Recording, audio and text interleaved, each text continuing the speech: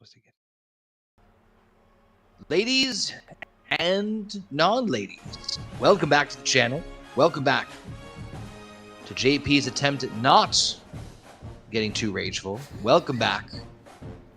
I say attempt because it's probably gonna happen. But anyway, welcome as JP is gonna be playing some college football, 26, and specifically he's gonna be playing some Road to Glory. But I think this stream should probably be renamed Road to Rage.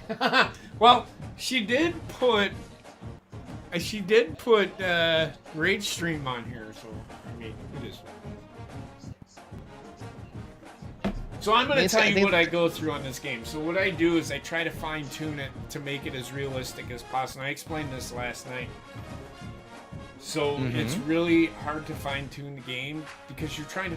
I don't mind giving up big plays, but when it's constant and all the fucking time and you can't... Like the team that I've been playing against has a rating of 65 and they're like Alabama. And I have it on All-American, which is a level below Heisman. But I don't want to turn it down to varsity because then I end up sacking the guy 18 times in the first quarter, and it's not very good. Sim engine? No. It's broken like WWE 2K. Oh, big time.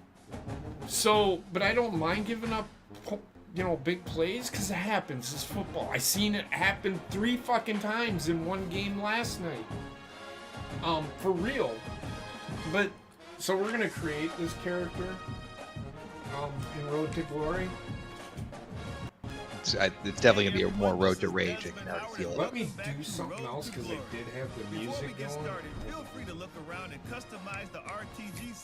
Everyone, if you guys in the Chizat, let us know how we're coming in and how we're sounding.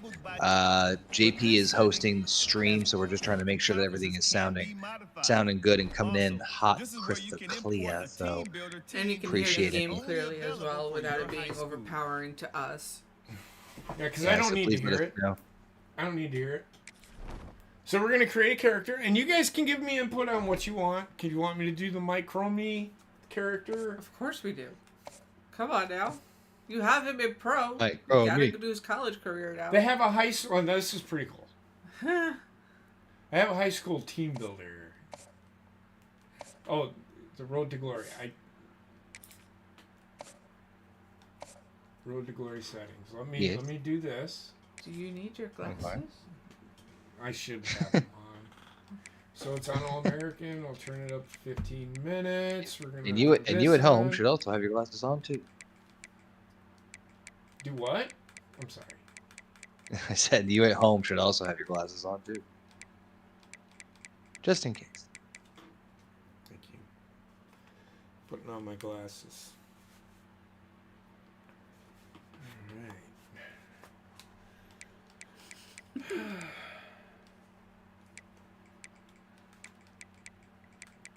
He's finally morphing into his true nerd form. I'm not going to touch any of this stuff. I'm just... I got my pre-order bonuses on here. I'm going to turn this down to 12 seconds.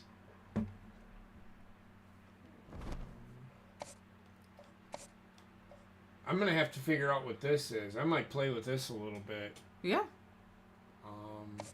I'll have to read up on it. I didn't know that was a thing in this game. Okay. We can make HDI. We could. You do you, boo. We could. I know that I can create a college football team and call it that's a Horny Goat University.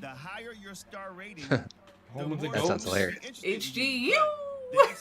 Next is time to choose your position. So Isn't what that should I Hug? be? No. Should I be a quarterback, a running back? So I'm not playing wide receiver because it's fucking dumb. Yeah. And I'm not playing defense because you can never fucking stop anybody. So I say go QB. Or cornerback. I ain't doing a fly. No, I ain't doing cornerback. Now let's Do you know how hard it is to you fucking Wow, you went really far north on that one. Keep an eye on the ratings and how they change each build. What? The physical and mental abilities you can unlock will also What be are you? different. What are you talking about? The R in that hard came straight out your nose. All right. I don't know what you're talking about. Hi, Joe. What's up, Joe? Joining us in the chat. This is where you're Alpha updating your as bio well. and What's up, good customize Chris? your look and For sure. animations for game day. If you didn't import a team, the player Blasian. info section is Okay. also where you'll choose the name of Player your high school info. and mascot. Cody Blaze. I'm not calling myself Cody fucking Blaze. I would hope not. You're 52 years what old. should I go with, Mike? Yeah. My chromical bromance. Sorry, I was thinking of my chromie as an emo. It kind of is.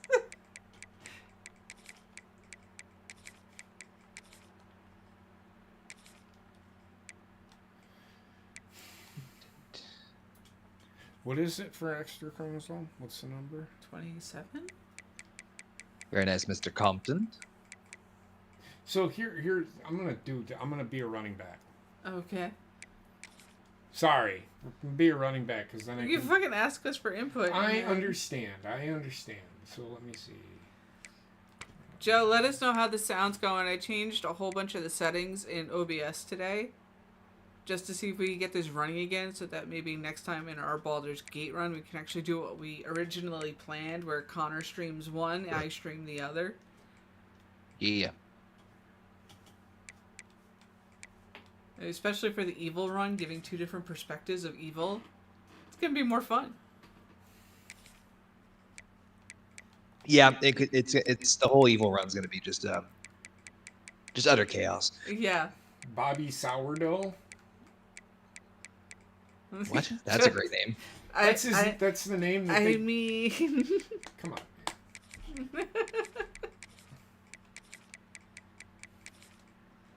Thanks, Joe. All right. Phenomenal.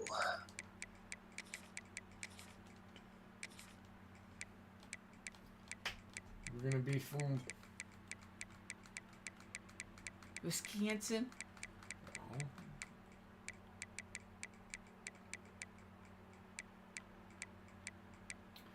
Could be from Arkansas. But we'll be from Wisconsin. From he's from Arkansas? Arkansas.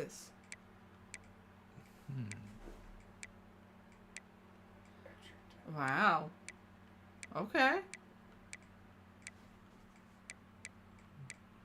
All the others I expected. That was one I was not. Oh, Janesville, too.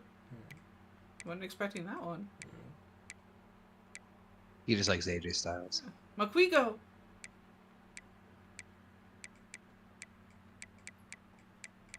Akanakamawak.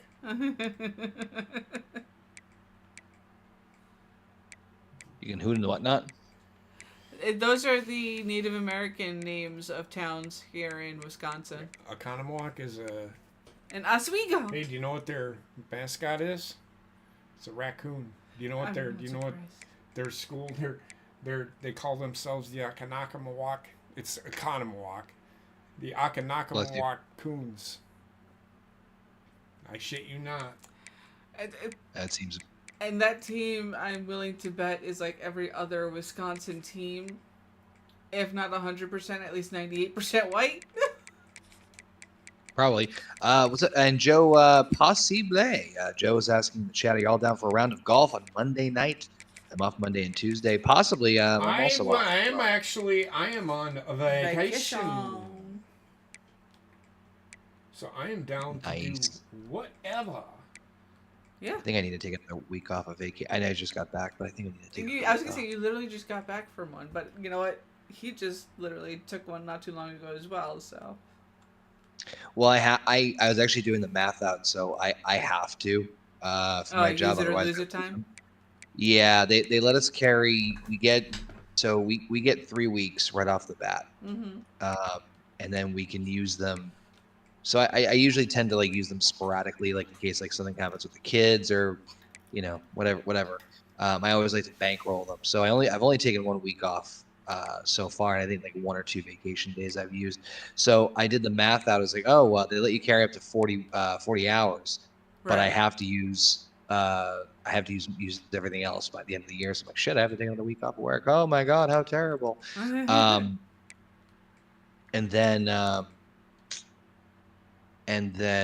can keep 40 hours, but that only carries over until March. So I have to use that 40 hours before March Rapidly, too. too. Jesus Christ, dude. We're almost at the last 3 months of the year. Yeah, pretty much as of Monday, which is kind of still weird to wrap Mm-hmm. my head around. Although as parents, we're probably like, yeah, kids are back in school, yes. Yeah, the summer goes by so fast, but it feels like it takes fucking forever. And then they're Which as a back at kid is school, and great. it's like you blink, and they're out for the summer again. It's like, motherfucker, what the hell happened? I mean, which as a kid is great. As an adult, it's a different perspective You from on barely the get a other chance side. to catch your breath. Yeah, no kidding. Anyway, who's ready for pumpkin spice lattes? Anybody? I'm not that basic of a white bitch. Whoa. I am. I know you are. I tried a pumpkin spice latte because of you, and god damn it, motherfucker, you need to get your taste buds fixed. Listen, I'm not okay. I am not saying that the pumpkin spice latte is the best thing that's ever been invented. I'm not even saying it's a good thing that was invented. I'm just saying is that I have obviously a certain fondness for it because I was exposed to it from fucking Starbucks. God damn it. Yeah. And especially up in New England, fall is a religion. You see, and that would Because be where I would expect, especially in a Starbucks, the frozen hot chocolate to be made into the next winter or summer drink. But Dunkin' Donuts beat them to it. Yep, and then what happened was Starbucks really fucking pushed the peppermint mocha. That was their big. That was pushed. That was their answer. However, it was a hot drink, and people wanted a cold drink that reminded them of cold times in the hot times. They're like, oh yeah, we'll try marketing a hot drink in the winter. I'm like, it's not, or an ice drink in the winter. I'm like, it's not gonna work as well in New England. You'd be surprised. Yeah. It's not my call, way above my pay grade. Where? Yeah, which I'm still pissed at Dunkin' for getting rid of that frozen hot chocolate. That shit was fucking good. Now, of course, I may be a little biased because the first time I had one was after I spent 13 days in a hospital, not allowed to eat anything. I thought Dunkin's brought back the frozen hot chocolate, but I think they changed the recipe. Is that what it is? It's not really that. It's just when they discontinued it, they said it was forever, and then they brought out a different. Yeah, they say the same shit about the McRib. Yeah, a different version of it, which wasn't it. I remember Dunks had the culottes. Those things were fucking popular as hell, and they got rid of them, which I'm still surprised at. I'm surprised they haven't brought those back. Yeah. But that's what happens. They find out something that we like, and then they get rid of them, just like those. Oh, what's the dessert? Oh yeah, those fucking Domino's brownie bites. I will kill a man if they bring those things back. So what shoes? I'm gonna wear Jordans. Okay. Oh, they're gonna say high heels. Essentially, Jordans in this game are the Prada high heels. What? No. Do it up. Nike is. Jordans are made by Nike. They have New Balance, but they don't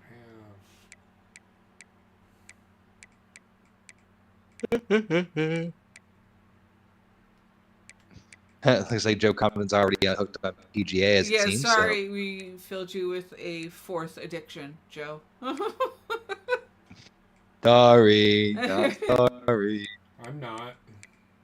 It's a fun fucking game, man. It is surprisingly more fun than I was expecting it. Especially for it to be the full-on simulation of the professional golf. And not mini golf. It's actually pretty good. I enjoy it. I know. I'm going to go with Under Armour's. I also admit the customization is pretty impressive too. Yeah. On the game? Yeah. Yeah, it is pretty good. No, not worried about that. Mm-hmm. Go with the lower body. We're good. Arms. Left arm.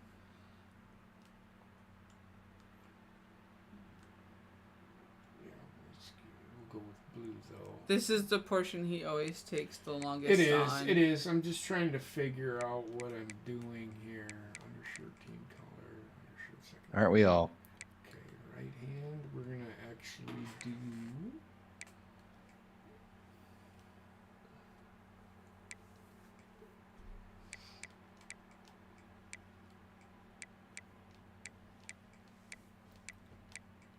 It's okay. I'll move through this. Once I get all this stuff done, I'll move on. I hope so. Oh, shut up. I pray to God.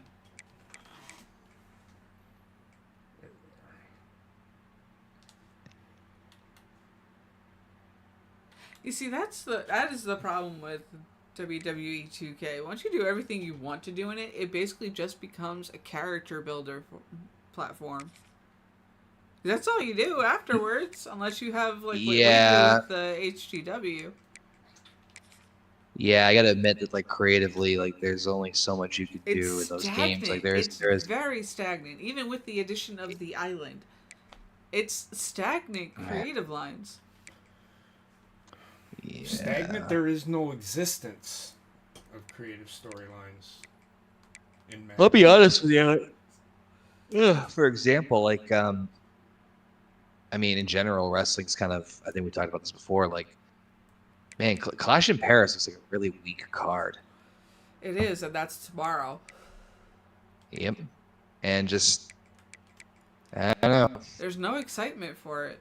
Well, I mean, what I will do is I will watch it, and I probably tell you that it's going to be good wrestling. But the wrestling that I actually watched tonight was great. Oh, yeah, the American thing. Yeah, it was actually really good. And they paid homage to Hogan, which was pretty cool. Oh, that's right. He was supposed to be the spokesperson of the damn thing. Well, no, he owns it. Well, can't own anything. He's dead. Well, no, I got... Okay, jackass. I got all that. My point is...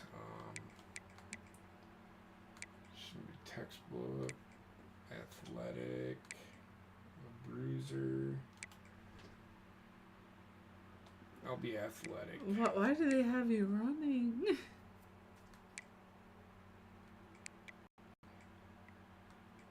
Well, this is pretty cool.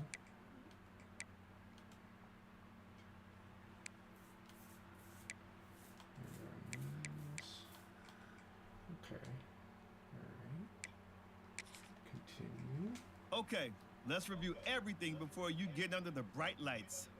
Once you hit that confirm button, your road to glory begins. There he is. JP is a fresh-faced 19-year-old. With a gray beard.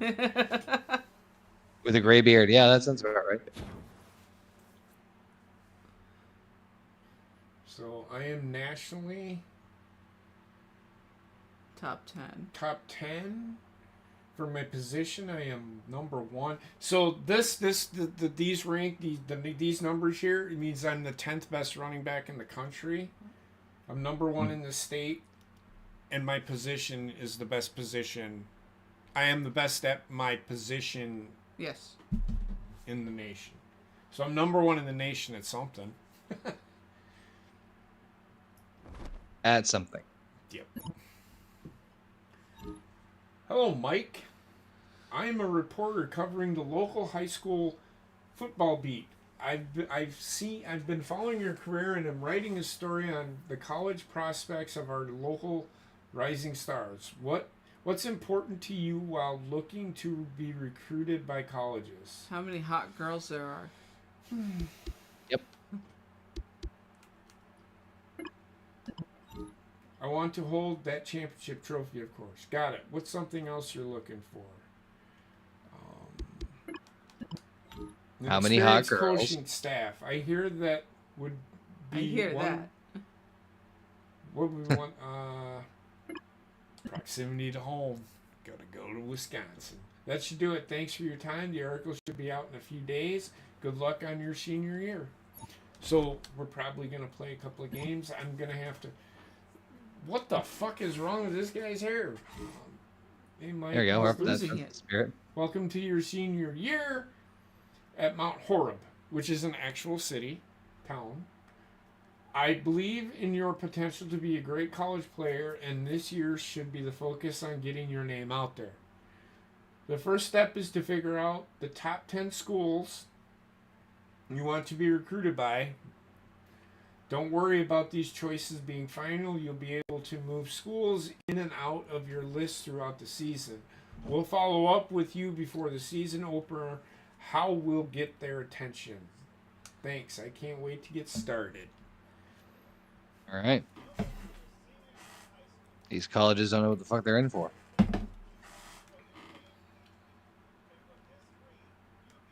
So,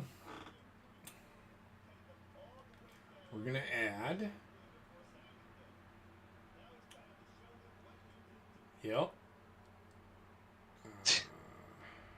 Yep. Oh, we got a storm. No, that's a bike. I don't want to, but I will do it. Let's see. Iowa State's pretty close. Michigan's not too far away. Florida State. I'd go to Florida State.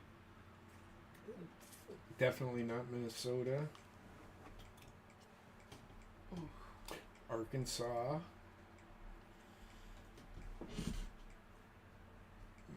One more school. All the schools. No, I can only pick 10.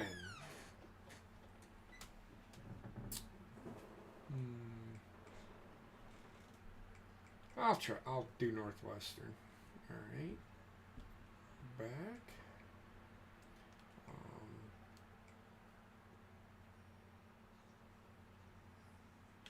Whoa. No. It's not what I meant to do. All right. There we go. So I wonder. Reorder. There we go. Got it.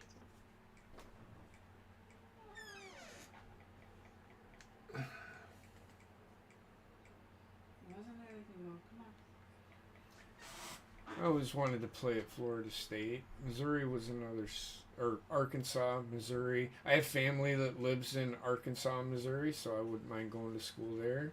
Nebraska, even though I've kind of fallen off of the bandwagon. Iowa State's pretty close to where I live.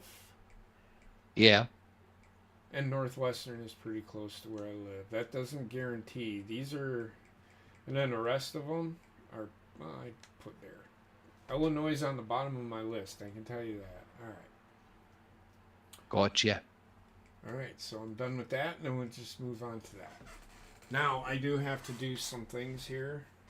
I'm sure I have to, because I got 50 points. See, I jumped up nationally.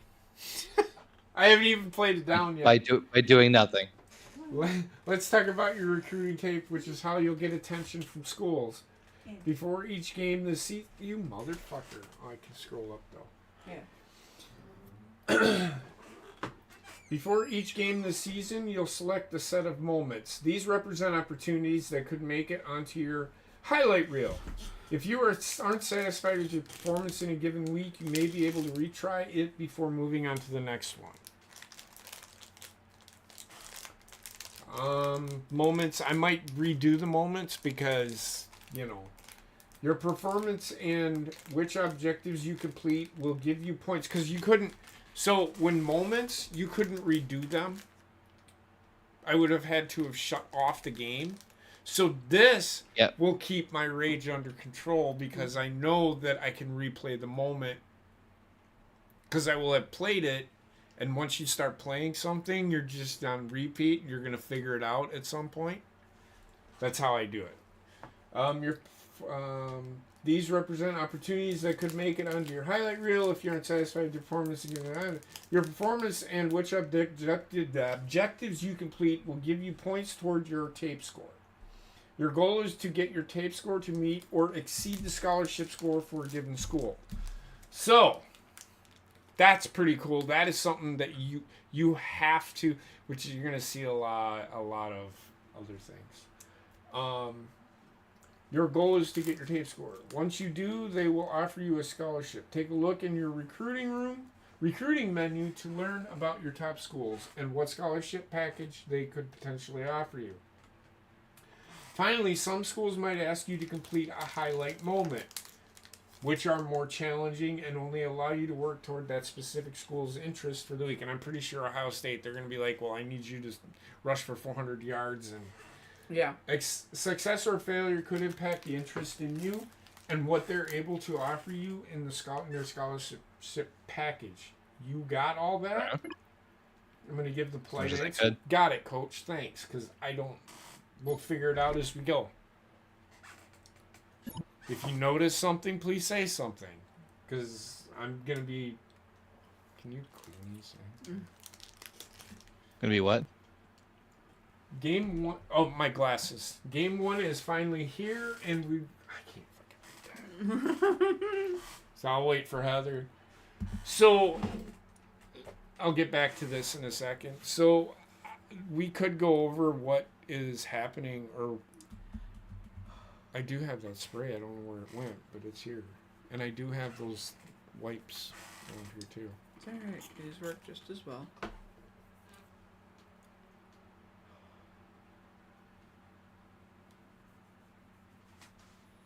I love my glasses. I can actually see now when I read shit. Oh, there goes the controller. Game 1 is finally here, and we really have a challenge to start the year. We're about to face the top-ranked linebackers in the state. This guy is a dog. He can run and hit better than anyone I've seen in a few years. You have to be aware of him at all times. In the game, in the run game, in pass protection, and coming out of the backfield on routes. So I have to block. Okay. Which I'm okay with, because it's a part of the game. And this will help me learn the game probably better than what I actually know, because I'm just all about plays. I'm not about all the other bullshit that comes with it. And coming out of the backfield on routes. Other than that, we should be in good shape. Just make sure you're watching film and you know the game plan. Got it? Sure. Sounds easy. I'm ready to have a big game this week. All right. So we're playing the Brookfield fucking Snakes, or whatever the fuck they are. Alright. Let me get the XPC slide. So I'm going to put the XP sliders at halfway, which is pretty standard for me on anything that I play. Try to keep things in the middle or to a divisible number. I'm not even going to try to explain it, but that's just how I am. Very particular when it comes to games like this. I try to get it as close to real as possible. Because you can't. Alright. You can't. You know what I mean? You can't just... Yes. So when I see shit happen in a game, you'll see how I am when I'm playing. It's just how I am watching a game. I'm a little more animated watching a game because I'm like a coach pacing back and forth. I don't sit during football season. Like if there's a game on, I don't sit. I'm up, standing like. I believe it. I believe it. But it's a good thing I'm getting exercise. But when I get upset, I'm really gonna try to be better this year about it. Baseball is I've kind of had a couple of times. Baseball, I've been pretty mellow this year because my expectations were really fucking low anyway. Mm-hmm. So, and they're the best team in baseball right now. So I don't know, man. I'm weird like that. So, but if I have a team like the Packers now, they're expected because of what they just did in trading for probably one of the best, if not the best, defensive player in the NFL to their team. They gave away 2 first-round picks, a second-round pick, and one of our best defensive players to get this guy, right? So if they don't execute, I'm going to be upset. They should get, and I did pick them to get to the NFC title game. In fact, I'm going to probably, because it's football season, I'm probably going to start that back up again. So we'll see how that goes. Let me do this real quick. So I don't need to worry about all this stupid shit is what I'm talking about. Trying to get the game, fine tune the game to where I can, and it's probably, I'll figure it out. So what I'm going to do is I'm actually going to turn up the run blocking now. Because I can tell you right now, it's really, well, no, I'm not. I'm not going to do it. I'm not going to do it. I'm going to play the first game like I actually did. So all this right here, I'm actually going to turn up the penalties because I kind of have to. All right. So there, I'll put this at...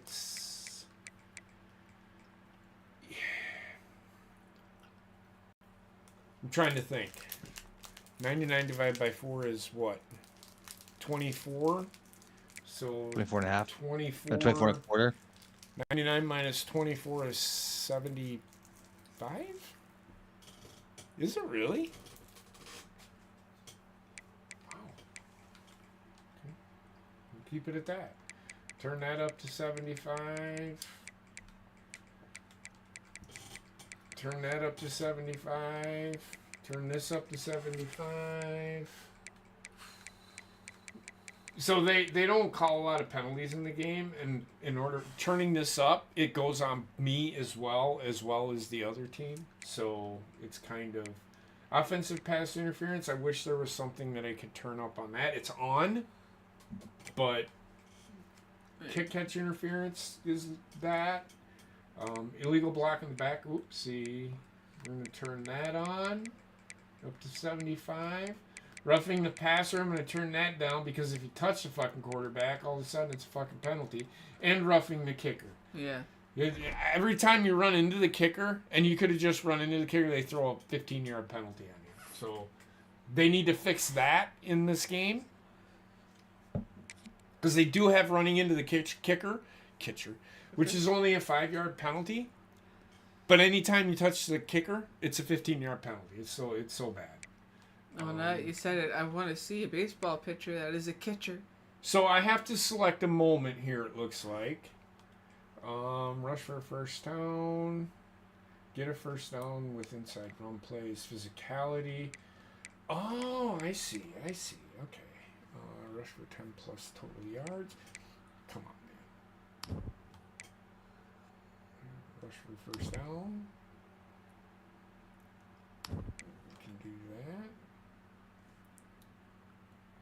Got it. So I'm picking all of these things. No, you can only pick 4. It says on the top there, between the team names and that choice thing. Where does this say? Where do you see that? Select moments, 3 out of 4. Oh, okay. Gotcha. Sorry, I wasn't. You had to aim. I suppose I should. Don't allow menacing linebacker forces to run the game clock below 40 seconds.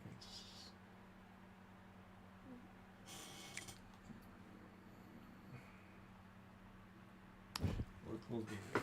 All right, let's go. So I don't know if I'm playing the whole game. It might just be a moment or moments. All right. Either way. It's all good. But we'll see. We'll see how it goes. This has a feel. Now we went to an actual high school football game, and this kind of gives that look and feel. And they just didn't have the marching band. So the team that I'm playing on, it's not the real thing. I just didn't care. So wait, what's the game? Well, what I mean by don't care is the team that is actually in Mount Horeb is red and black. And they did have red and black, and they're called the Vikings. And they didn't have Vikings. So I picked the closest thing. Cyclones. We get tornadoes here.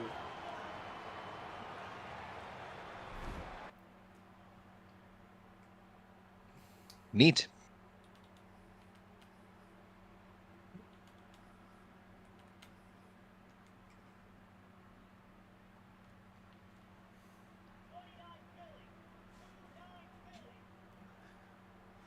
What an ass on that wide receiver. Yeah, see, it's going to be really difficult to...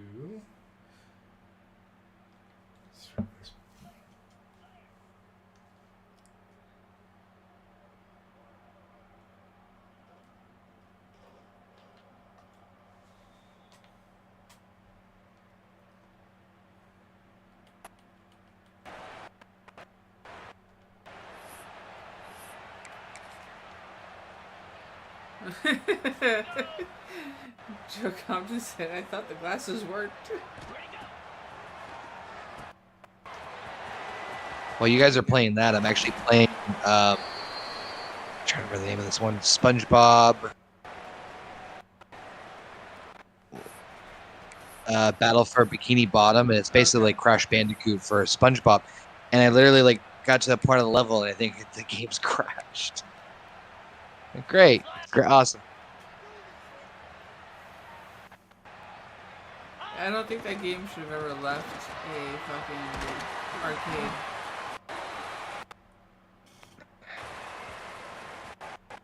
I agree. Just so many of those games had problems once they tried to port them to fucking console or even PC. I also miss the old.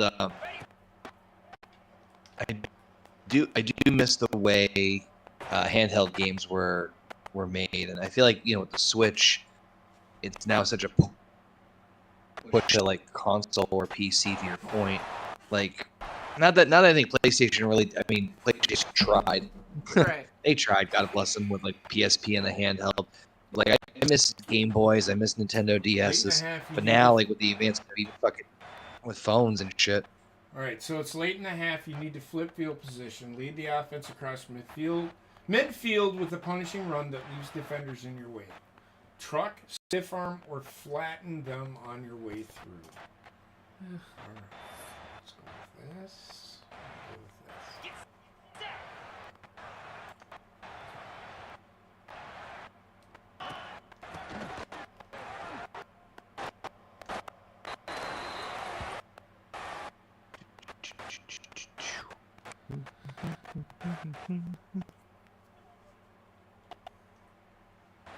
Speaking of SpongeBob games, did you know Power Wash Simulator has a SpongeBob world?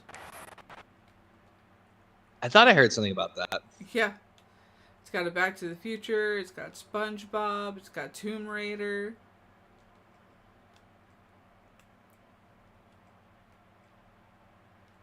Hmm. And some of the maps are $8 to unlock them for a DLC, but a lot of the other maps they gave away as a free DLC.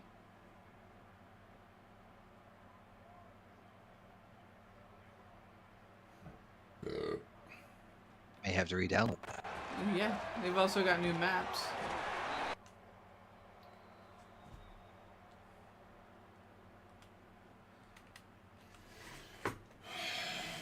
That could be something we could stream and just bullshit the night away while Basement's away.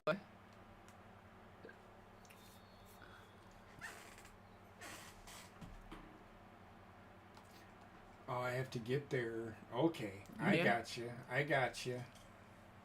Gotcha. So I have to get there before the end of the half. Got it. No, Compton, they are not good for his blood pressure. What's that? These games. Between the football, the baseball, sometimes the hockey. All I hear is screaming coming out of this office. You must be hearing things clearly. Oh, dude, if I could get it... There's no way. If I could get it just right and video him before he's at the end of one, because there's usually a gap of like 5-10 minutes between each one. And it always starts with the hand slap on the desk or the foot stomp that shakes the whole house. Yeah, that's usually how it goes. Starts small and works its way. Oh. And then he just explodes. Gross. Yep.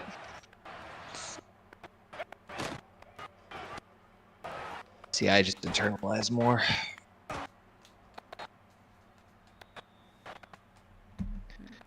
I was able to. That is quite a loud color for the tornadoes. Was it? I did pull up the card for Clash in Paris if we want to give our ramped predictions. Yeah, I kind of looked at it and just I don't know, like it just seems you would think with the crazy ass reaction. What was it? Backlash. Yeah. They did in Paris where the cameras were shaking. Yeah. Like you would have think they would have thrown them a bigger bone, but I mean, there's two. Honestly, if I remember the card, there's basically 2 matches on there that I have any even remote interest in. The others I could give 2 shits about. Pretty much. And there's only 6 matches. Yeah. Well, better than their 5. The main event is not what you think it is, at least as far as this goes. Let me get, is main event Cena Logan? No. No. It'll be the Fatal 4-Way. It better be. If it's anything aside from those 2 matches, I like you. Love of Christ, please let it not be Roman versus Bronson Reed. I swear to God. No, it won't be. It won't be that. This is how it's listed thus far. Fine, I literally think that Roman, and I'm sorry, and that Roman Reigns is okay with being not the main event. Well, I'm sure. Sorry, Heather, you were saying? This is the order thus far in Wikipedia. John Cena versus Logan Paul.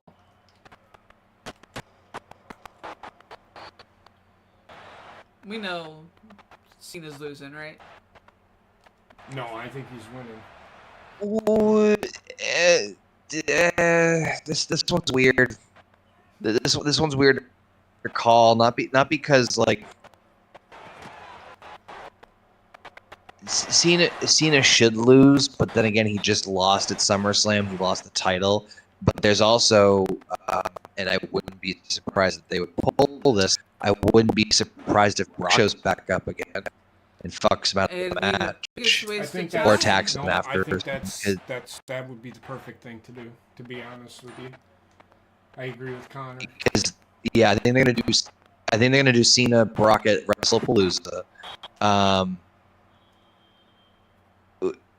You can do it either way. You can either have him screw Cena over, or you can have him attack him just like he did at SummerSlam. So it's really tough to call. Personally, I kind of want Cena to win on this one, just because he's been losing. Well, he was the champion. He's been on the back. But I wouldn't be. I guess I wouldn't really give a shit either way. That's the other problem. I'm fine with either or of them winning because I think we're gonna get Cena Brock next. So, whatever's. Toughy to call. Next match is the Fatal 4-Way. Seth Rollins versus CM Punk versus Jey Uso versus LA. This with peace and love to anybody who is listening to me right now with the sound of my voice. If you, honest to God, if anybody thinks that anyone other than Seth Rollins is walking out as champion, you have to question mental sanity.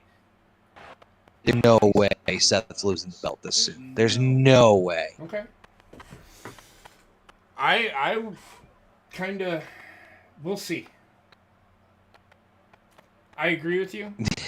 I think it's too. No, but reason I'm saying we'll see is because the only reason I'm saying this is because this could be that one time where they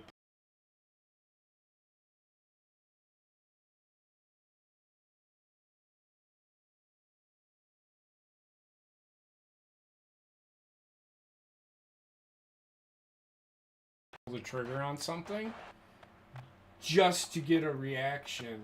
But who? LA Knight? That's a shit reason to do it, though. I'm not disagreeing LA with Knight? you. He's the only other one in that match that I could see them doing that for is LA Knight. Because he had the rug ripped out from him and the hot start to his career taken away when Bray died. Yeah, I thought about that too, and someone even suggested that LA Knight was there to eat the pin. I said that's a terrible idea. I said if anybody should eat the pin I in think it's that gonna match, be it Jey should be Uso that Jey. eats the pin. I think Jey Uso's gonna eat the pin. To be honest with you.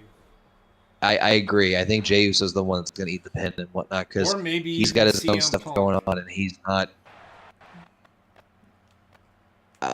No, no, I wouldn't. You have the opportunity to not put to purposely not do that with Jey Uso. It's kind of like you don't need to. You don't need to have Punk take another pinfall and try to avoid like that. You know, you're trying to build more back to CM Punk and Seth Rollins again. Clearly, they're doing that again, and I think they're trying to like breadcrumb it as much as they can. But no, I don't think Seth. I don't think I wouldn't mind LA Knight being world champion, but it would be so far out of left field that it would kind of take the wind out of the victory, in my opinion. Like it wouldn't mean as much. I mean, you know, I don't know if that makes any sense, but like I feel like with LeKnight, he needs to have a bigger moment than just a fatal four where he just squeaks by with it. I agree. However, this may be their only way to jumpstart him. What's that? It may be that he deserves the better situation, but this may be also the only way to jumpstart him. Yeah, that's kind of what I'm worried about too. Is that like he's lost momentum, and instead of they didn't handle him at all very well after he lost the U.S. title. Once he lost the U.S. title, that should have been his like rocket under his ass and like really put him in. I think they just waited a little too long. They're like, oh, by the way, you're fighting Seth now because reasons. It's like, Yeah. Sure, okay. Now, mind you, I don't follow the product as religiously as I used to. So there might be stuff I missed. It became a moment after Bray's passing of, oh shit, we gotta deal with this. Then, oh shit, we forgot about this.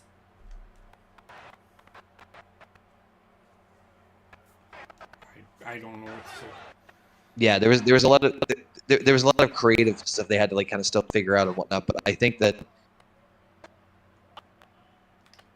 once so LA Knight lost the U.S. title to Jacob Fatu, and then Fatu they used that to start Fatu stuff with Solo, and they're still kind of. But now Sami Zayn's fucking U.S. champion now. He just won it on SmackDown. Yeah. But my point was, LA Knight was a pretty solid U.S. champion. He was all right. As soon as he lost that U.S. title, he should have either, unless they were going to switch him to a different brand, he should have either, maybe gone for the Intercontinental if that was an option. More importantly, he should have now started that push up to the top championship. He's proved that he can do it with the catchphrases. He's proved he can do it with the merch. He's proven that he can do it with the machine behind him. But what I'm saying is that I think he needs to regain that momentum because he like flatlined as soon as he lost the U.S. title. That's not his fault, but he lost the momentum of the machine behind him. We're like, as soon as he lost that U.S. title, he should have been like right in the main event mix as soon as humanly possible, and they didn't do it right away. And so I kind of want his momentum to re-come again. That like I think people do want to see him world champion, myself included, but I'd rather them just like, oh, by the way, it's 4-way. I still think they can recapture the momentum with him, but it's going to be a bit of an uphill battle. So and plus Seth just won it after cashing in, not even this month. He hasn't even been a full month. So I think Seth needs to definitely keep the belt. I'm cool. Like I said, I want LA Knight to eventually be champion, but I don't think now's the time.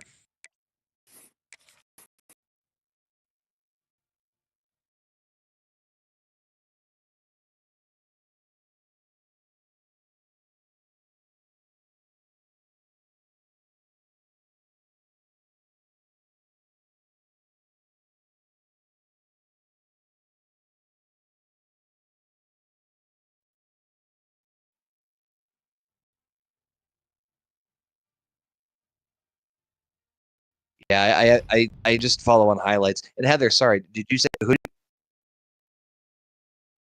Sorry, Heather, did you say Logan? Or, oh, God.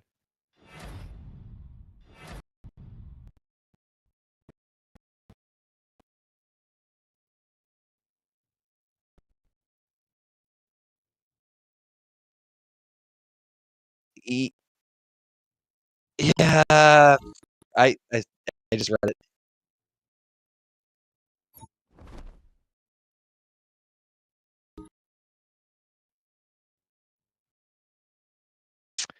He did enough rubbing off on the Young Bucks in AEW, but that's a different phrasing.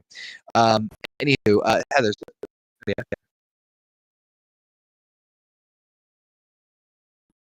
yeah, yeah. No, no, it was Heather. You said you think Cena's losing or he's winning at Paris.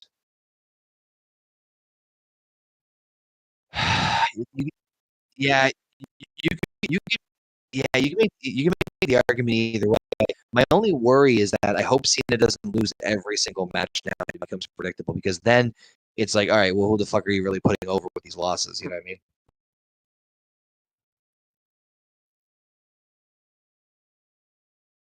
Oh yeah, no, I could too.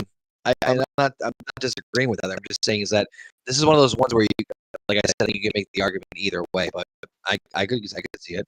And who do you think's winning the world title?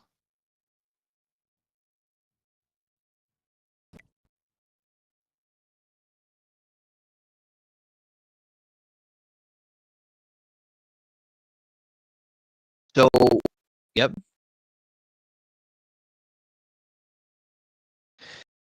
So, and this is gonna get down the rabbit hole a little bit of really petty conspiracy theory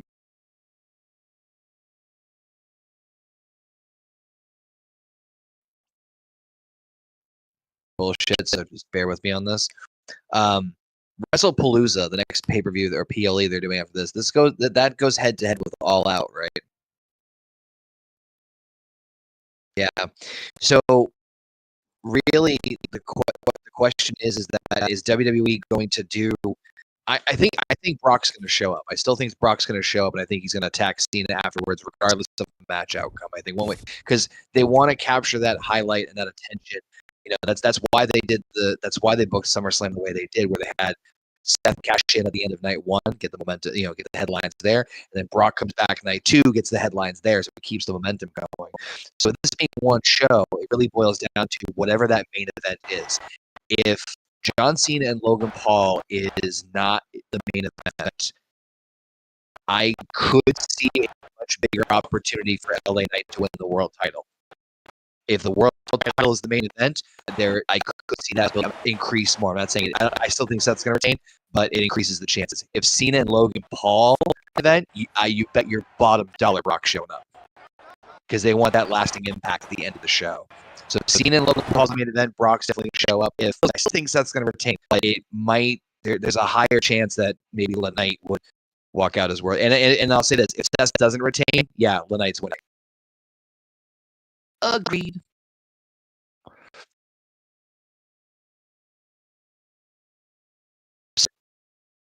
Because they want the European heel. Let's see here. What's up? Hey, you should get your camera off, JP. Need to. It's all good. Sorry, folks. Bear with us.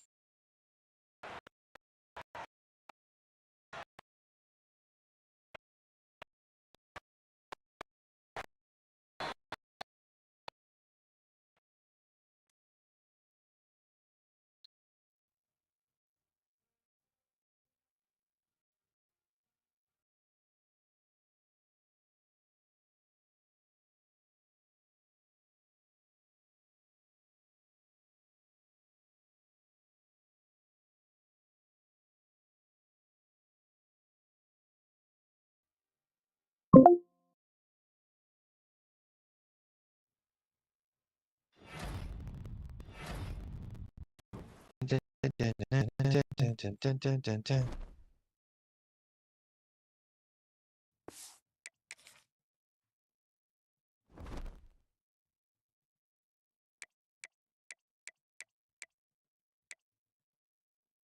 you want, if you want, share. If you want, I can take over. If you just share your, but yeah, I would say if you pause your game and then share your stream, I can take over if you want and host. Yeah, share your screen to me so I can show. Yep, so I can share the feed. Yeah.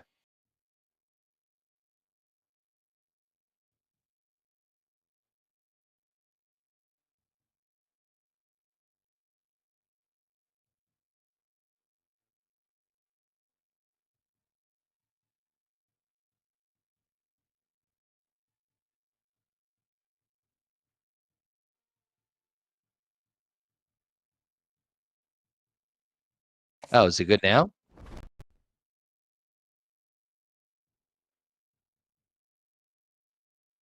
Let us know, Alpha, if it's sounding any better. I think it's crossed.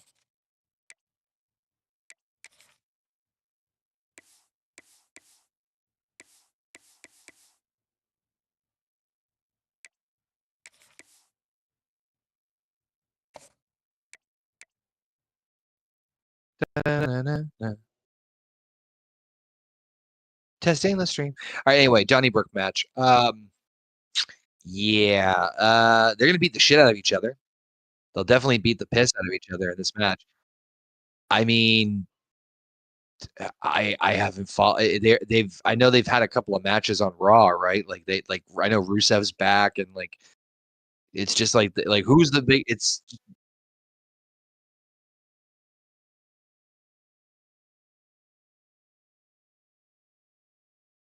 yeah. I don't know.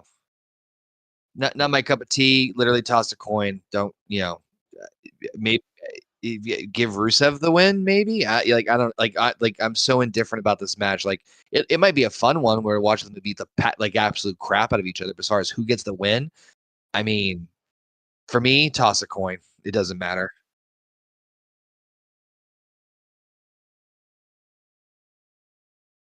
Yep, that's yep. Yeah, it'll be a good time. But as far as who wins, fucking toss a coin. Like I you know what I mean? Like I don't.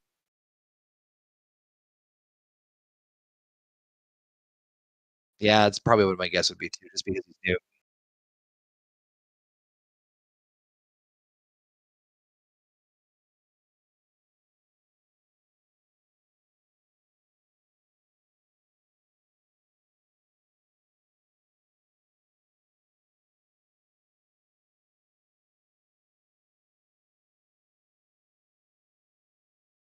No, I agree with you. I'm just saying is that it is obviously Rusev. It's his first program back. Like Sheamus is like a safe bet in terms of you're gonna get some quality out of him. He's gonna bring the bar fight. The tough style, the European style. So yeah, I mean I think it's gonna be a good time. But like I said, as far as who wins, I mean I have no dog in the fight. I think Rusev makes more sense just because this is his first program back, and this is like on a major biggest stage since he's come back. So.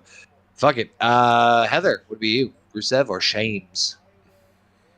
I don't really care. Yeah, pretty much in the similar boat.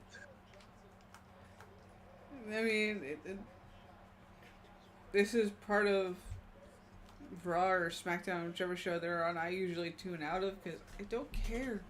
Well, here you go. See, just big meaty men slap. Don't care, but who do you think's winning? Is what he's asking. Sheamus, I guess. Yeah, she's in a similar boat like me, where it's like, yeah, flip a coin. Like it does, Sheamus beat Rusev. I don't think it's a toss-up. I think it's gonna. There's no doubt in my mind that it's Rusev. All right. Because they just brought him back and he's already lost one match to Sheamus. So they're 1-1. No, I agree with you. This is that blow off. So, you aren't gonna bring Rusev back and just have him lose. I mean, they've done weirder shit, but yeah, I get you. This isn't Vince. You're right. It's not. I know, Mo. I know. Hold on. That's all I'm saying. This isn't Vince. Everybody's like, "Oh, Vince would have done this." No, he wouldn't have. Vince was never gonna push anybody that he didn't want to be the top guy. What Triple H is doing is he's saying, "Hey, we have more than one top guy." So, and I'm not saying Rusev's gonna be top guy, but they're gonna do something with him. Otherwise, they wouldn't have brought him back. That's all I'm saying. And I know you agree with me, but it's just. I'm not talking about you in general. It's just the way some people, they're weird. People are weird. I don't like him. Well, that doesn't matter if you fucking don't like him. Do you like what you're watching? Then shut the fuck up. When it comes to wrestling. Yes, I know. Give me a moment, For me, buddy. Give me a moment. Listen. Wrestling opinions are just like assholes. Everyone has one. Got one. And they always and most of them usually stink. Yeah. But it's all subjective. Correct. And that's just for the record, that's not just wrestling fandom. There are other fandoms like this that are very toxic in the set, or not. Yeah, I shouldn't say toxic, but you can be leading into dangerous waters with people in terms of like the shit's their religion. Yeah. And they hold nothing else in any regard. Where, it's fun to debate. It's fun to have fun. It's fun to have scream at each other. It's like you're out of your fucking mind for liking this. Like it's all in good fun. But like when you get to the point where like people are like, how dare you insult my favorite character? It's like, yeah, you okay, like calm the fuck down. Like obviously. Like we all have differing opinions about wrestling. We all have a passion for it or a love for it, or whatever. We all have difference in opinions and tastes for obvious reasons. But at the same time, we also have similar mindsets or way the business to an extent. We all have some like underlying like common rules or common laws in terms of like the wrestling business and like. And I use this as a general example, like, hey, if you're leaving the company, if you're going to be, leaving, like John Cena's retirement match, he should 1000% lose that match because that is the right thing to do on the way out of the door. You put over the next guy who is going to continue in the territory. It's an old school thing. So shit like that we have like common, I think, ideas of, or, similarity of opinions and beliefs. But then you get fucking people who are just like I said, like they ride. I don't mean they just ride the train or ride the bandwagon. They're fucking they're the crazy ass conductor taking this train to God knows fucking where in terms of like obsession. Where it's like okay, like whoa, like Karen level freakouts because you just insulted the fact that Starfire wasn't the best Teen Titan. Like calm the fuck down and go touch some grass, please. Yep. Holy shit. Yep. So like, I don't think you have to explain yourself. In terms of like, even a moment or things we've disagreed on, where like, you think you hate it or I love it or blah blah blah. That's your opinion to hate or like. I don't take it as offensive. Like, there's a shit ton of stuff that I love. I love flippy shit. I know not everybody does. But okay, so. But. Go ahead. To an extent. No, go ahead. All I was gonna say was, I don't hate flippy shit. I don't like it when it's overdone. It just so makes like it just AEW, they're constantly like they'll do a match and it'll be a good match. Yeah. And then the very next match is the exact same fucking thing that you just seen in the last segment. That is the problem with AEW. It's constantly the same thing. So I've already seen it once. Why do I need to watch this fucking match? Right? By the way, they're terrible, absolutely terrible at storytelling. I love how I didn't say AEW whatsoever, but you instantly interjected. No, I'm just laughing. No, I got it. And so my point is that I don't hate flippy shit. It's when it's constantly done. Agreed. So, Basement, you a glutton for punishment or what? You're the one that showed up, motherfucker. Yeah. I'm just kidding. What's up? And party ended early, so I'm here. Well, not really early. It ended, and I didn't want to stay. In the living room, so everyone evacuated. So it ended. Everyone else was leaving. I'm like, I guess I'm gonna leave too. Yeah, good idea. No, I didn't. Bye. I didn't technically Too start the old. And none fire. of my friends stay up that late anymore. Okay, I'm the anomaly. Well, not really, because you stay up. You're just indoors. It's called house. It's called house arrest. So, what's new? We're going None. over We were the actually card for Clash at Paris. I'm waiting for him to just hang up the call. If you want to go over the last 3 matches with him, Connor, or pull up the list, yeah, I gotta take Mo out for a walk. Yeah, we were just kind of recapping. Mo's back. Yeah, Mo's Mo here. money, My Mo brother, problem. my brother came in. I love you, Mo. I love you, Mo. Apologies for people hearing me repeat these things that I said just to catch base up to You don't speed. have to repeat. You don't have to repeat. Cool. So the matches we've covered so far, Cena. All right. Good talk. So, do you want to know what's going on? So, we all know that Cena turned babyface again. Fine, got it, right? He did. So, well, okay, I get it. So what they did is then Logan Paul came out because they were tag teams, and he's like doing the whole "I respected you" thing, and I was starting to respect you and all that shit. Why do you sound so far away, or in a bubble or something? Me, because I'm probably talking so soft. Can you hear me now? I can hear you, but you're like your audio is So strange. I have to wait for Heather to get back because she did something in OBS. Okay. I think you sound fine on the stream, so I wouldn't worry. Yeah. Well, okay. Yeah, don't worry about it. Don't worry about it. So... Keep on. Go on, motherfucker. Well, oh yeah, you do sound clear. You sound fine on the stream. No, this PLE looks weak as fuck. What is this? Well, The Paris? It's in penises in Paris. Paris. So they're doing. This is one of those. I hate to say it. It's a throwaway show. Yeah. Oh, which one really hasn't been? Well, I'm gonna say, yeah, right, sure. but I can't. You can see. You So- say I don't disagree with you. We don't. Need I know wrestling. I know wrestling is long-term storytelling, like a soap opera, right? Yes. And it more never so really now, and it never really has an end. But you have to have what feels like the end of chapters, and I think that's what. I think that would be my criticism of the Triple H era. The chapters never seem to fucking end, and make way for something new. Kind of like put some old Yeller some of the shit, man. So and I 100% agree with you. He does drag some stuff on. But there are some things that he has done that has been pretty okay.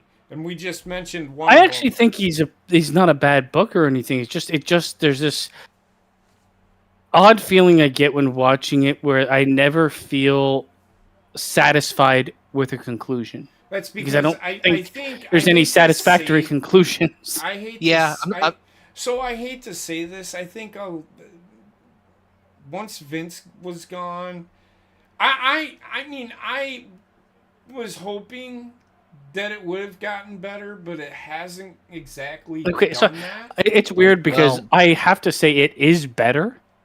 As a whole, it is better, but there's this secret ingredient that Triple H just does not seem to be putting into it. I don't know if it's Triple H, whoever's involved, right? Yeah. There's just this something missing, and it's usually like a satisfying payoff.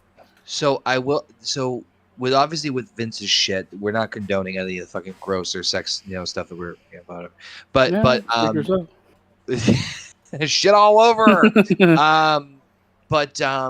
I think a lot of us, I'll be the first one to admit this, I put Triple H on a pretty fucking high pedestal from a creative standpoint, but I did that knowing that there was a bias behind it in the sense of like, oh my God, it's any sort of fucking change at this point.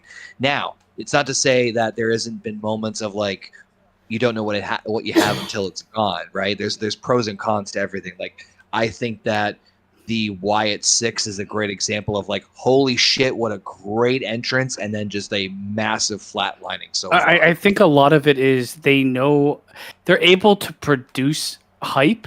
They're not able to execute on hype.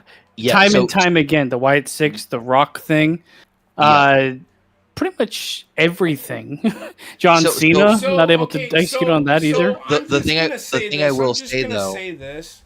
I personally think the Rock thing was I'm a shareholder and I used to wrestle, so I think that was literally Triple H. Let me just say. Let me go ahead. I don't want to talk about who the blame goes on. Well, the fact that it's just happening, I don't know because I don't work for the company, right? It's just this is the overall feeling I'm getting from WWE. Whoever makes these decisions, whoever was involved, I really could care less. I just like the product is what I am seeing, and that's the only thing I can. It does, and it feels like we've got this really good idea. Yeah, and then wet fart. So two things to kind of real quick caveat up, and then I'll kind of go back to this. But I was saying earlier is that with Triple H taking over, you know, I another big reason I gave him a bias is that I even said this before to you guys, I was willing to give him a little bit more rope because at the very least, if shit didn't hit the fan, at least he was trying a lot of different shit. Some of it may not have worked. Some of it may have worked. So even the stuff that was like, I know it wasn't great. I still let past, for lack of a better word, because, at least he's trying something a little different than just the same old stoic Vinceisms that we see over and over again. But I think the other problem is that, and this may or may not be Triple H's fault, but I think a combination of like Triple H taking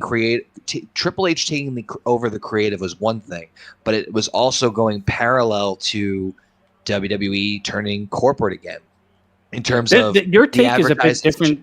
Your take is a bit different than mine, or the things that you're pinpointing are different. And I agree with you 100%. Right? Yeah. It's that combined with not having a satisfying payoff for me.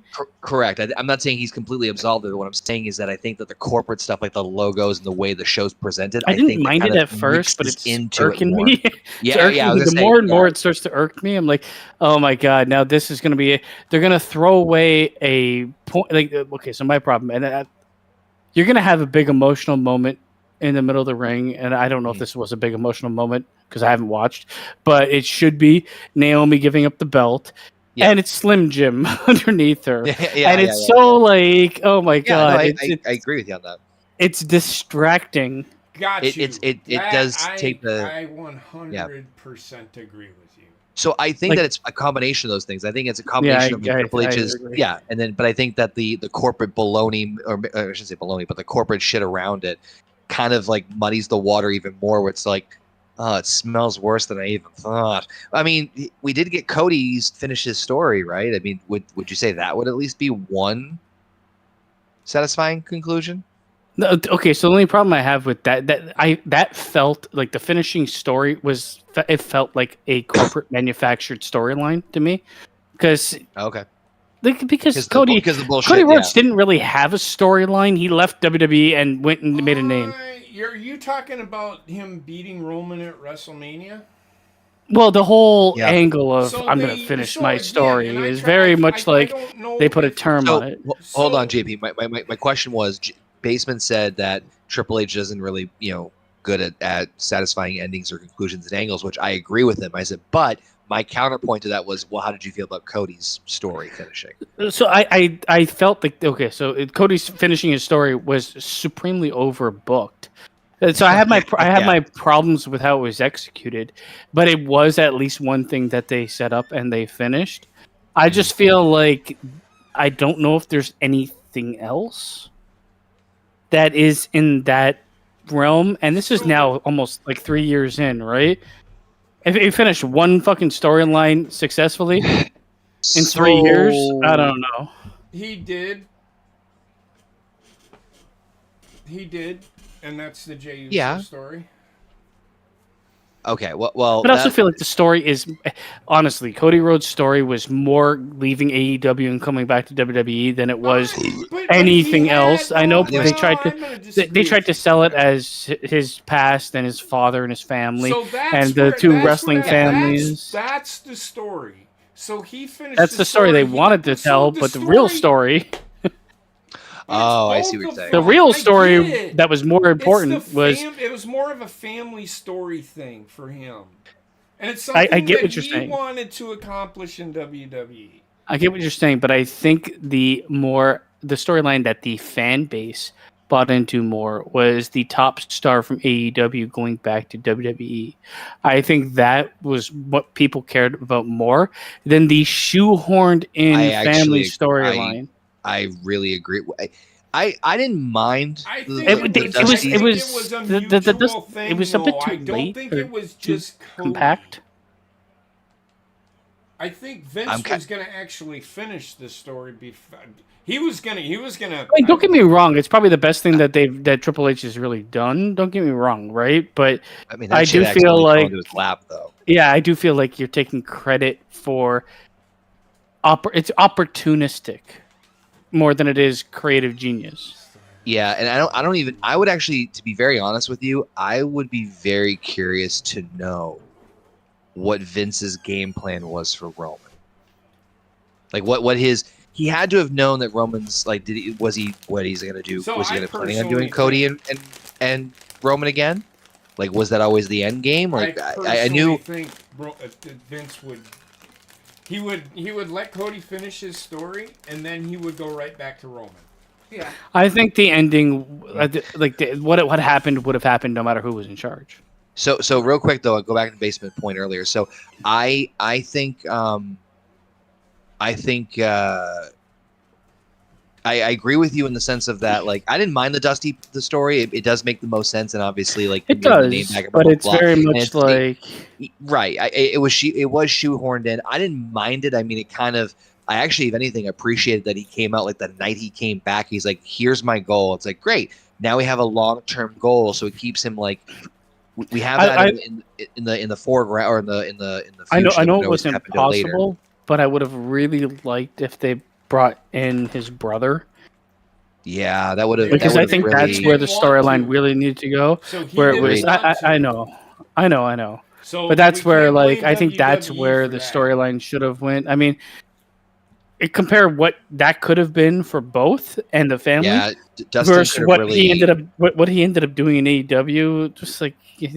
Yeah, don't get me wrong. Dustin's and Cody's match at AEW, I did watch it. That was my favorite AEW match. It was. I agree with you. It's phenomenal. And but like, man, if they did that in WWE, like right after Cody wins the belt, oh my god, the emotional drama that you could. I would have had is like so many the storytelling you could have done, right?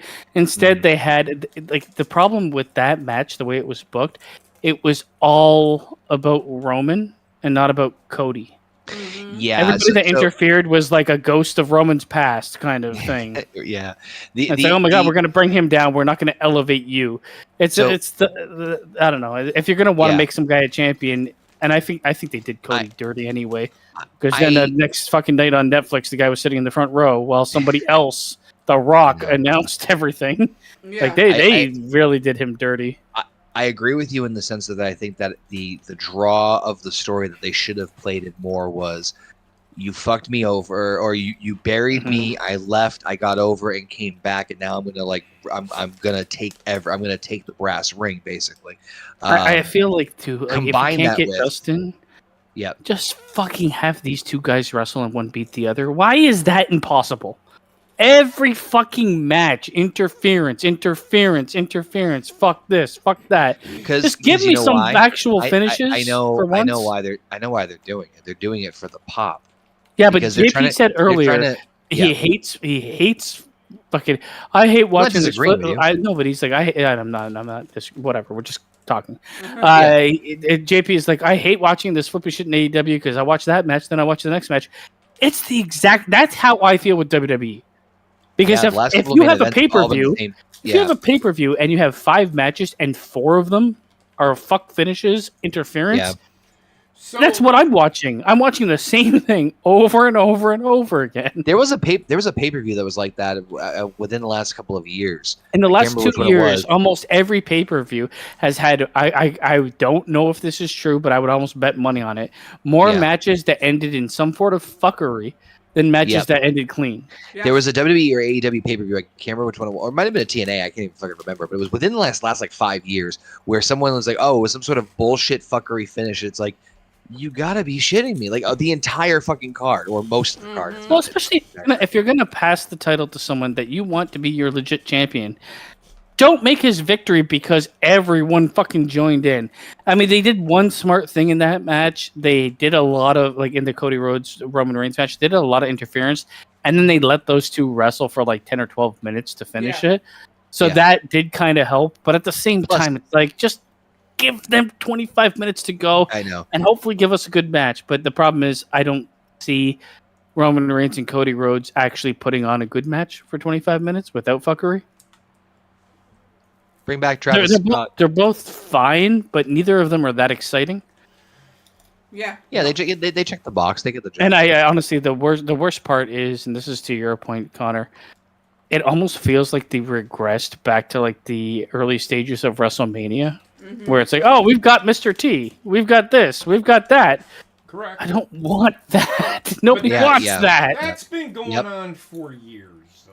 Yeah, but you know what? It wasn't that prevalent for a while. They really took a step back from the celebrity I get you. bullshit. So the celebrity stuff is weird because like when Vince had the control of it, the only time I will say they went way too fucking far on the celebrity shit when Vince was in charge was the guest GMs of Raw. That was fucking Yeah. oh my Yeah, god. I mean, at least they're not. I mean, it was okay for a little bit, but not. Yeah, but you had- every- For me, for New Age Wrestling, I get Logan Paul. He is actually very talented in ring. Okay, Yep. I get Bad Bunny because Yep. he's international and he tried to be pretty like He okay delivered. in ring, He right? more than delivered. Yeah. I Show Speed, throw him in there for a segment. I'm there for it, right? Because he's not Yeah. wrestling; he's just getting demolished. Mm-hmm. Man, that But was the whole like we're gonna what a wrestle with beautiful- Jelly what a Roll beautiful and this spirit. person.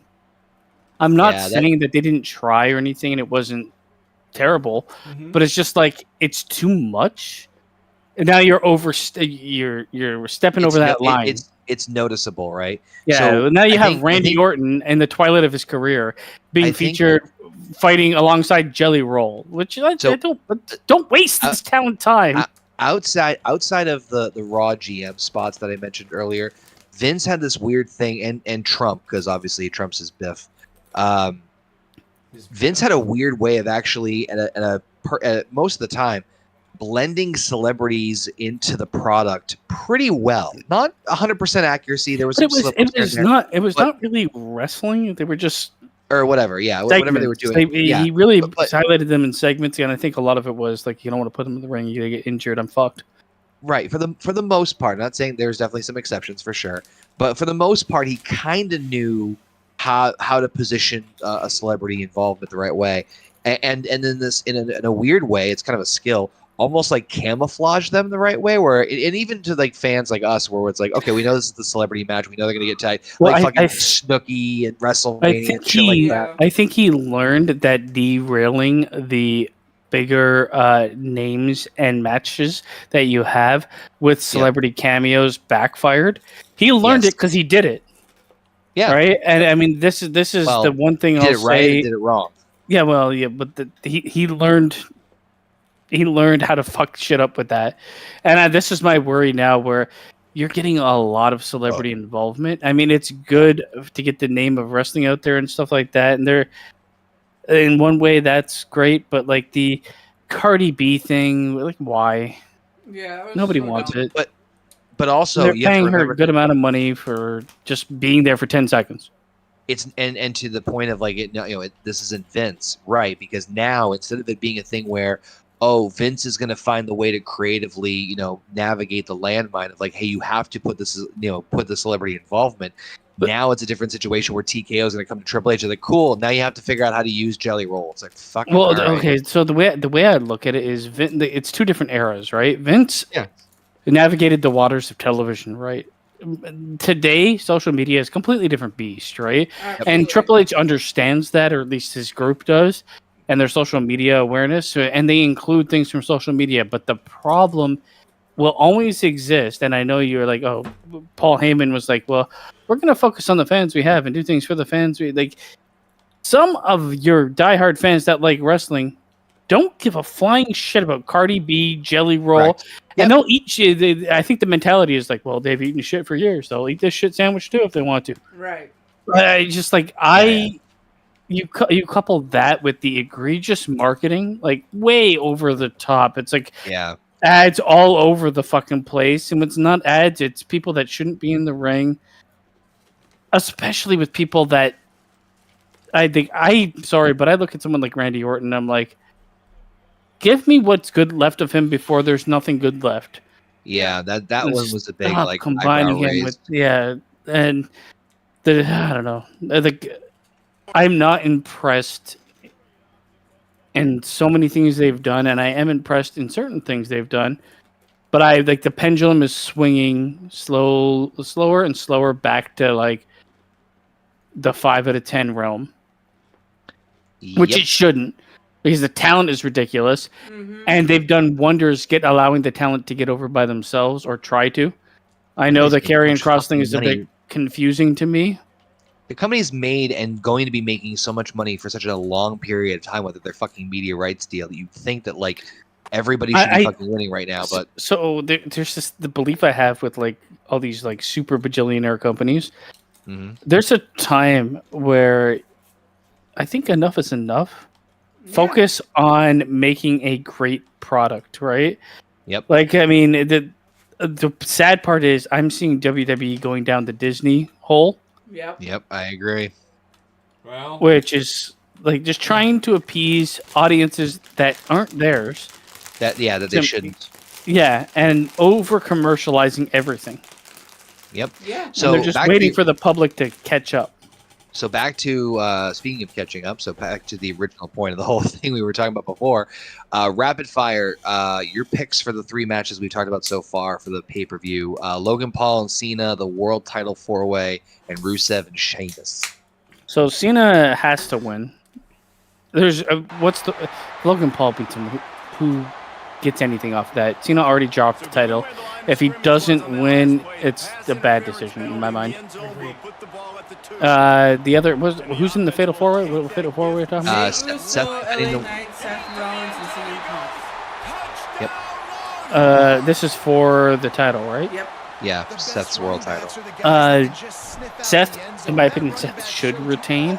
But if he loses, which I can see it happening. Well, I said if anybody thinks someone else is right taking mind, the pin. I was saying, shit, you know what? Fuck, you're right. I need fucking. That's why it's a Fatal 4-Way. God damn it! Right? Like Seth will lose, but he'll be the most dominant person in the match. So, and it's gonna be Jey Uso taking the pin. And then they'll probably do. Who's in it? LA Knight. Who's the other two? Jey Uso and CM Punk. So if anybody's, I would pick LA Knight to win and then do a segment with LA Knight and Seth Rollins moving forward.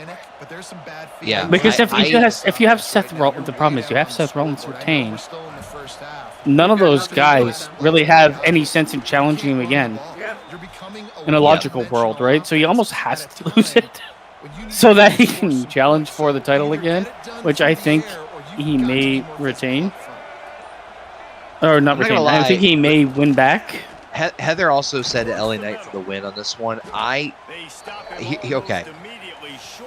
said that if the world title match is the main event, being the last match of the show, there is a much higher chance for me that I think that the world title will change hands. Hold on. What? What if someone is about to win and then just gifts the win to Seth Rollins because they become part of his faction? Well, what I was about to say was Braun Breaker could also interfere because 4-Way is no DQ. So it is. Again, well, I mean, they're going to interfere for sure. Yeah, so Bronson Reed's got a match against Roman in the same show. So Let's keep in But- mind that Roman Reigns and Bronson Reed have a You know, the match. one thing you can say about this defense, which is what I they just pursue No, you said first LA guy like Knight, this, the second Jey guy like Uso. this, there's gonna be more Sorry, who's power Punk? Punk. flying to the ball carrier. You Honestly, saw that what a. I I think- know I don't it wouldn't think- make any fucking sense. Okay, so I wouldn't be against Seth Rollins retaining, but because someone helps him win and joins that faction. I got a weird one for you. I'll throw this one out there for you. I'm not against the idea of Seth getting another person. Like in the LA faction, Knight but depends on goes fucking heel no, joins, no, or no. even better, CM Punk. Fucking no. Hear me out on this one though. What if CM Punk wins the world title by pinning LA Knight? No. Then LA Knight's done. Why The- are the- you the only- so The only problem I have Oh, is yeah. if they pull the trigger on Seth Rollins, like the only way this happens to me is if Seth Rollins, like Braun Breaker comes in and accidentally spears Seth Rollins, which I think is too soon to do anything with that faction like that. Agreed. From what I understand, they might have planted seeds a little bit of What if they dissension between the two. What I if don't Punk know. pins? What if Punk pins Jey Uso? Because What the reason if the reason I'm throwing it out there is because none of that with- happened? the reason I'm throwing it out there is because Punk and Seth is their money match that they're going to. They're going for the two of them it's gonna be 1-on-1 again.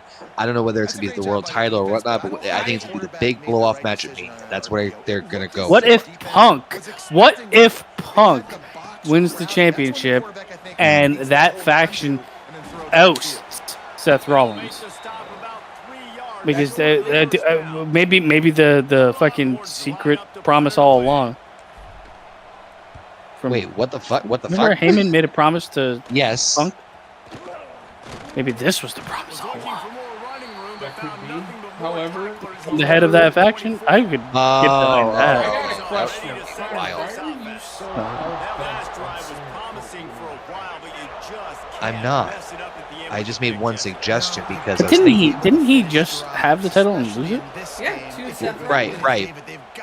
What I was about to say was my only thought. I'm just thinking out loud here. My thought process was, if you're still going with, if you have Punk win it, you'd have LA Knight have and he pins Jay. That would leave a door open for LA Knight to challenge, and the door wide open for Seth to re-challenge. But I would the only love reason- to see a Seth Rollins face turn and Punk heel turn, double turn that bad boy. But imagine I would actually love that if they were Punk if they were to pull it off. Punk is gifted Braun Breaker and Bronson Reed, and then Seth has to go through them to get to him. Come on, that's what I would do. I actually really would love that idea, to be very honest. Yeah. With you. That's probably That the would fit a lot more too with Punk and Heyman's history. Mhm. Fuck, that's actually a good one. history. I'm telling you. But no, I think Seth They're probably retaining gonna build something for it. Seth Jey retaining Uso me wins close for to- no reason. Yay! Yeah, no shit. And then Sheamus Rusev. Who'd you have out? Rusev should win because what the fuck you can do with him if he doesn't? All right. That's all I gotta say because he just came back, right? Yeah. Has he wrestled yet, Yes, or is he? He's wrestled Yeah. Sheamus twice, and they both won one. Oh, okay, so rubber. I would give it to Rusev. Yep. What are you gonna do with Sheamus? Rusev has the hype of coming back a bit. No, it's a non fucking anything to me. The match will probably be hard hitting, but like at the same time, none of these guys are gonna do anything outside of what they already are. Me and Heather are both in the same boat of like flip a coin. Like Mhm. and they'll be the also, shit who out of each cares? other. But And also, who cares? yeah, Because kinda. they're gonna end up exactly where they are. Exactly. Heather, what else we got for matches for the show? We got 3 They others. might do. They might do. I wonder if they do a best of 7 and try to recreate some version of the That's what bar. Heather's- Trying to recreate the best of 7 that Sheamus and Cesaro had, so that they end And up try to having recreate some version of the bar.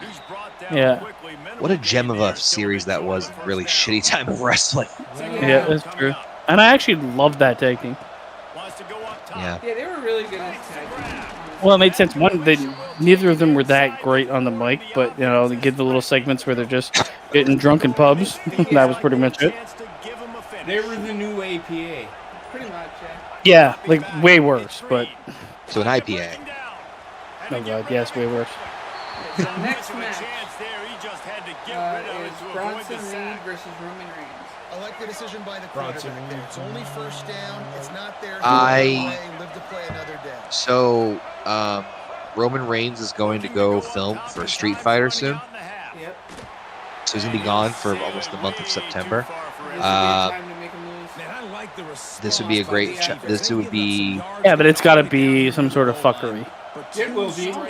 You're not gonna have Bronson Reed pin Roman Reigns clean. It's just not. Let's keep in If they mind- do it, I'm gonna have so many questions. So let's keep Oh. in mind, I want to go back to the John Cena thing. Don't forget he showed up after SummerSlam. Oh yeah. Bork Lesnar?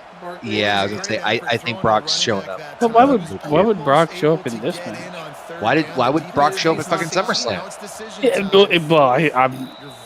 It makes no Right. sense. But against Right. Cena, it makes more sense than Roman. What, just to beat up? No, He said go back no. to John Cena. I'm going back to Cena. John Cena.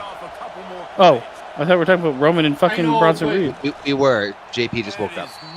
No, God, you can't fuck with me like that. Anyway. Okay, so Bronson Reed and Roman Reigns. Who you got winning? Who, I got winning? Yeah. I Yeah. think Bronson Reed by some sort of fuckery. Yes. Reed needs the win so badly. What kind of Roman- fuckery would make the most sense?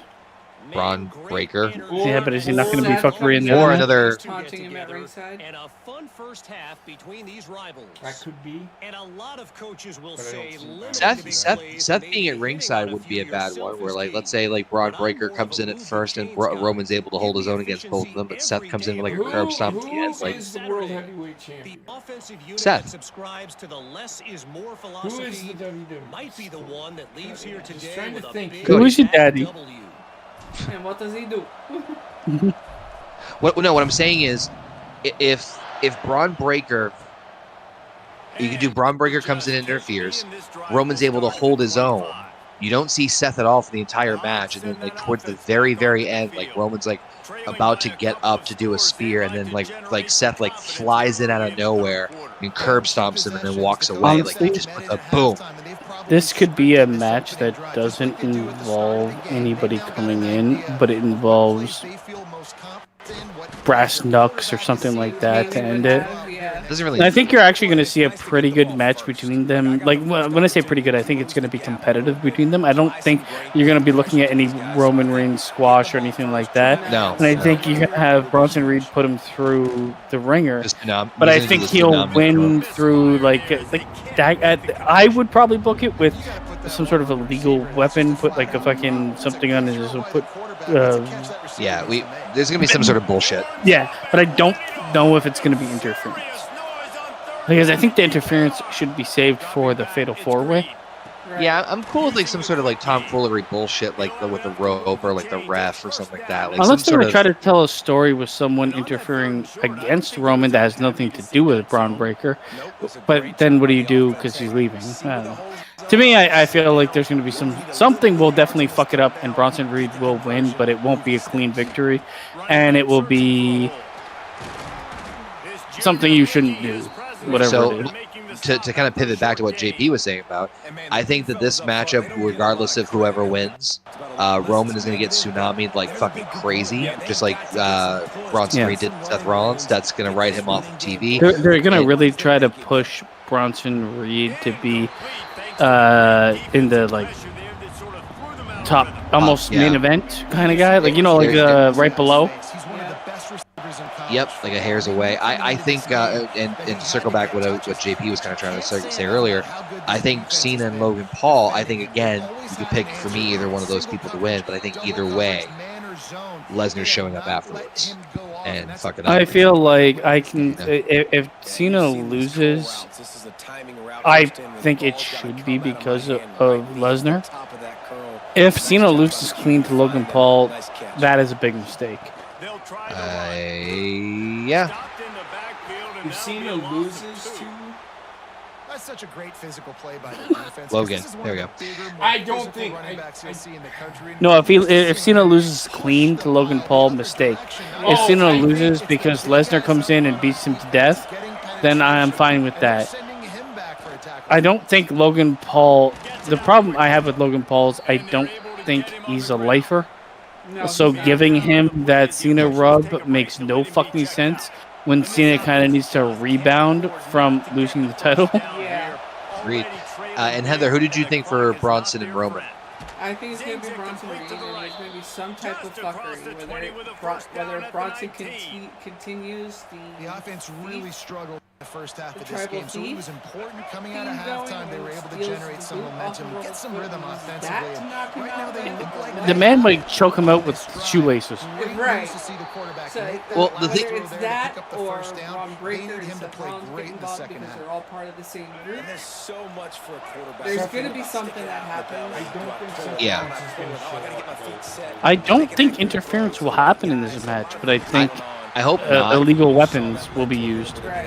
I think Bronson. The more I actually think about it, Bronson Reed getting the victory would make more sense because if Roman, so like I said, I still think regardless of what happens, Roman's gonna get tsunami the fuck out of him and they'll write him off TV. I think it means more if he loses as well because that gives Roman more of a motivation to come back and want to challenge Reed because it's like, oh, you only beat me because you cheated and blah blah blah. And then you I took mean, me this out. might be the kayfabe story of injuring Roman, so he's gone. Right. Yeah, exactly. That's what I Right? You think. know, like, oh, he tsunamis him through the outside table while he's got like a metal plate around his fucking midsection or some stupid shit. Oh, they did that in WCW. Bret Hart did Yeah, it they to did. Goldberg. This is what I'm saying. Like some stupid, not stupid, it's just some sort of like illegal weapon use will make him not able to fight. Like Yeah. you might hit him so hard that he starts throwing up blood, and then he tsunamis him 12 times and pins him. Yep. There will It's gonna be something like that. There will be fuckery in that match. Indeed. I just don't think it's gonna be interference. Yes, we got you. But let's keep in mind, I can guarantee you that the main event is going to be the Devil. It is not going to be Roman, and it will. Which it should be. Right, and because that'll tell you that Seth is not showing up in that match at all. He has Yeah, no and I reason to. I would prefer it this way. I would prefer it that way, to be honest with you. I'm just saying is that like with both Bronson Reed and Seth Rollins having a match, you don't know how much of the possibility of interference and bullshit. But if it was me, So to Basement's point of them doing what they're doing with Bronson Reed, I agree Yes. with you 100% on Yeah. that fact alone because they are trying to do that where he is on his own with Paul Heyman.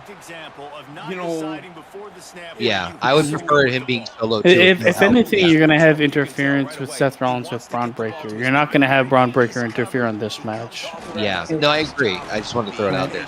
But I'm in the same thought process. Yeah, if it was me, I would do the same thing. I would do exactly what you just said in terms of saving it for Seth and not have it. I'd rather have. However they do it, we'll see. But yeah, it makes more sense to be the high-profile match that you have because Braun Breaker is that guy, right? Like you don't want to waste him when you can't do anything. Like if he attacks Roman Reigns, oh my God, Braun Breaker was Roman Reigns. Well, tune in. Yeah. 3 months from now. I mean, that is true. and I agree. Anyways, is there another match or no? There are 2 more matches. Next one we have Did I lose internet? Never. Am I dead? Becky Lynch versus Nikki Bella. Side. Oh my God. Internet. And it's for the Women's Intercontinental Championship. Don't be surprised if they punish Becky. This is how they do it. I'm just saying. With Ozzy the Osbourne is Ozzy winning. thing, Yep. Without apologizing. Really? Yeah, Kelly Osbourne will win. I'm just saying. I can see it. Sorry, I lost internet or something for a minute there. This match is between who? It's Becky Lynch and Nikki Bella. No. yeah, this is okay. All right, so hold on. So let me just okay. Are they going to bring back the twinning? No. I Are you sure? Yes. no. It's Listen, just John Cena in a wig. my listen, God. be great. I'm one of the Bella. All right, so defenses. It really starts with them getting stops on first and second. man, I really hope they don't. If I they hope do, to God. I'm sorry, but this will be a massive negative for me because she said Yeah, nothing oh my wrong. God. Okay, No, it's not just that. again, understand what you're saying. I'm just saying don't be surprised if that I will doesn't be happen. because I Yeah, there's a this just makes no sense. it's a double whammy if they do this right. I'm not. It doesn't put it past me that WWE would pull some shit like this, although I can't think in recent memory that they've done anything since the new regime. But then again, we've heard the shit from Karrion Kross and his negotiations. And Karrion Kross has been what happened with him is probably the most eye-opening thing I've seen with WWE so far that I kind of disagree with. That kind of leads me back to the Vince McMahon problem, like or even like any other promoter that is like. This guy, I don't care what anybody says. He might have been on the cusp of potential high-end, mid-card, low-end world champion. Yep. And they snuffed that flame out. Now I don't know if there was some sort of like problems in the back, but you can't tell me that like there's a lot. The whole fucking roster was on their knees sucking Triple H's penis. Oh, he's the best. Everything out of the work environment's the best. You know, we get to do this. So I mean, hey, like you snuffed out someone getting themselves over, and it wasn't even really like to the point of a CM Punk pipe bomb or whatever. No. It was after the show, and it was great. Yes. So. And in my mind, I'm like, oh, so you don't want to make money? Are you talking about the WrestleMania promo that he did? I'm talking about him, like when he went to the desk and he just lost his fucking shit. Yeah. So those who don't know, there's a rumor that he actually did an interview about this. He basically said like, go cut a promo and cut like this and cut blah blah blah, and the rumor is that Triple H was not smartened up that it was a work, and he thought it was a shit. Okay, so bottom line is, I don't give a shit what it is. When you see that to me is lightning in a bottle. 100%. That to me is something you can capitalize on and make money off of. Karrion Kross is a well-known wrestler. He can wrestle, he can talk, and he's got a good look, and he's got a fucking model beside him. Yes. You're just jealous he follows me on Twitter. Woods. Well, fuck Woods. Honestly. Yeah, actually, he's. I heard he might. Is he seriously hurt? I heard. I hope so. No, I don't hope so. I hope he's okay. I don't hope Xavier Woods. hurt. I thought I heard something major about his neck. I hope not.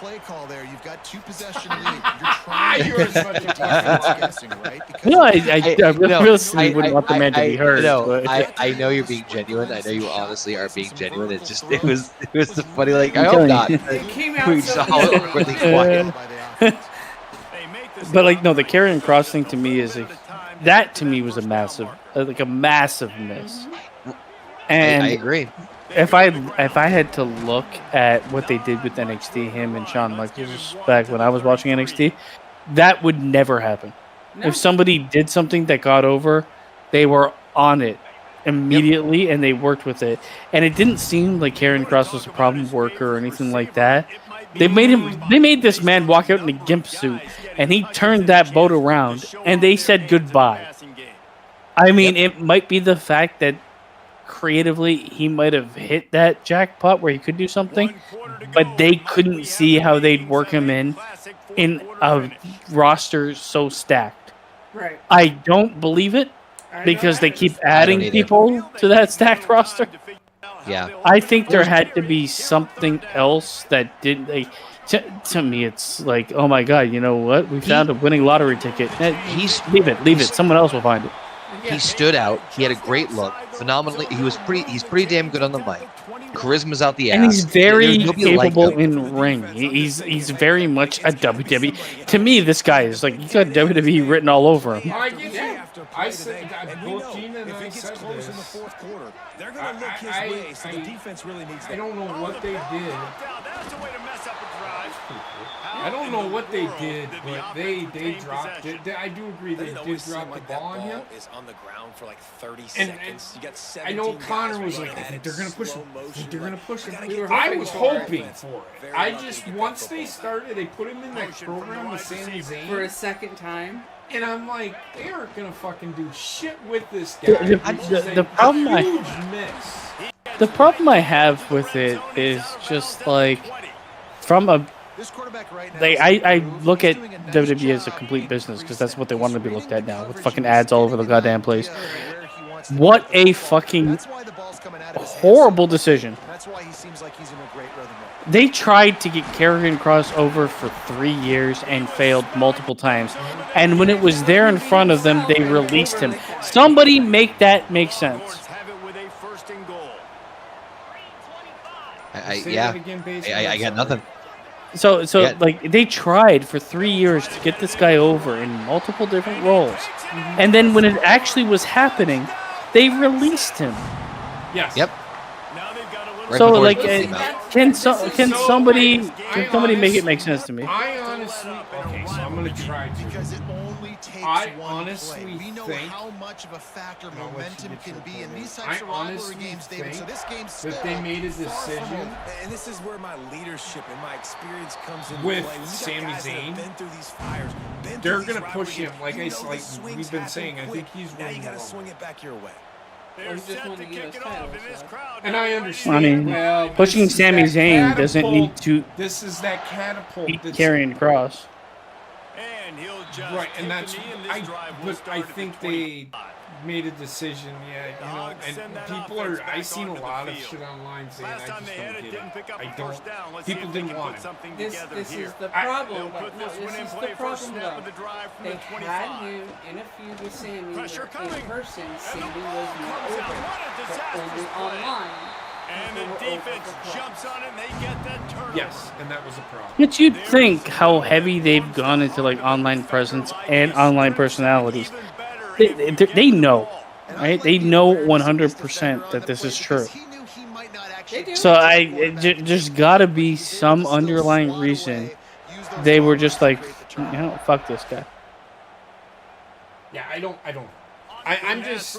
Because I can look at that roster and there's about 40% of the roster I would release before I would release him. Oh yeah, 100%. Especially at that point, he was he was primed to be one of the guy like an LA Knight role. I'm not saying he's like LA Knight at all, but just in that, you know, a higher card, In lower. terms of the wave of what momentum he was getting, that's actually a great comparison in terms of like a character or a gimmick that was in that same wave of like you could feel the momentum of the audience behind them. And like, I mean, for But it God's also sakes, he was made the number one sense fucking because merch seller for a while. Like, are you His fucking character, come on? his character too was kind of like pulling the curtain back at the same time that they were releasing that pulling the curtain back show. Like, holy fuck, man, it makes no sense.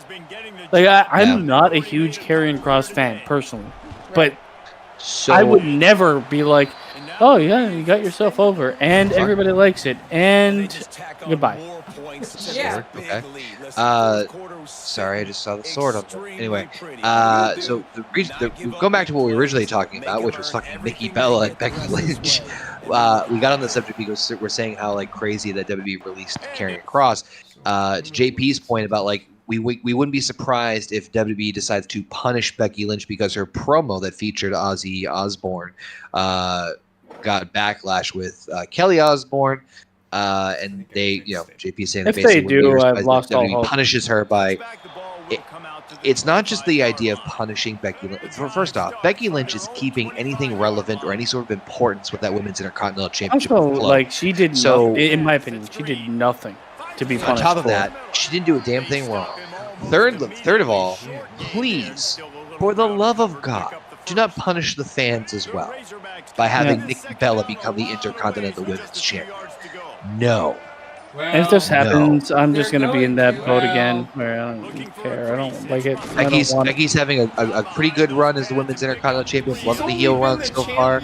I don't. I also feel like Becky Lynch is not far away from retiring forever for some Agreed. reason. Agreed. Becky Lynch You know how everybody shit all over fucking Charlotte Flair? Yeah, well, okay, hold on. Becky Look Lynch at has the become field. what everybody complains about with Charlotte Flair. The problem I have is, and this is more prevalent in the women's division than anything else. The people are like, "Oh, you're a hero until you become a villain." Is more prevalent in the women's division than anywhere else. Yeah. It's like, oh my god, she's great, and we hate her because there's a new flavor that's 19 years old. She twerks on stage. She can't wrestle, but hey, I think this could very well be Becky's retirement run. I could I really feel where like if she loses the title, because there's no reason for her to lose it, right?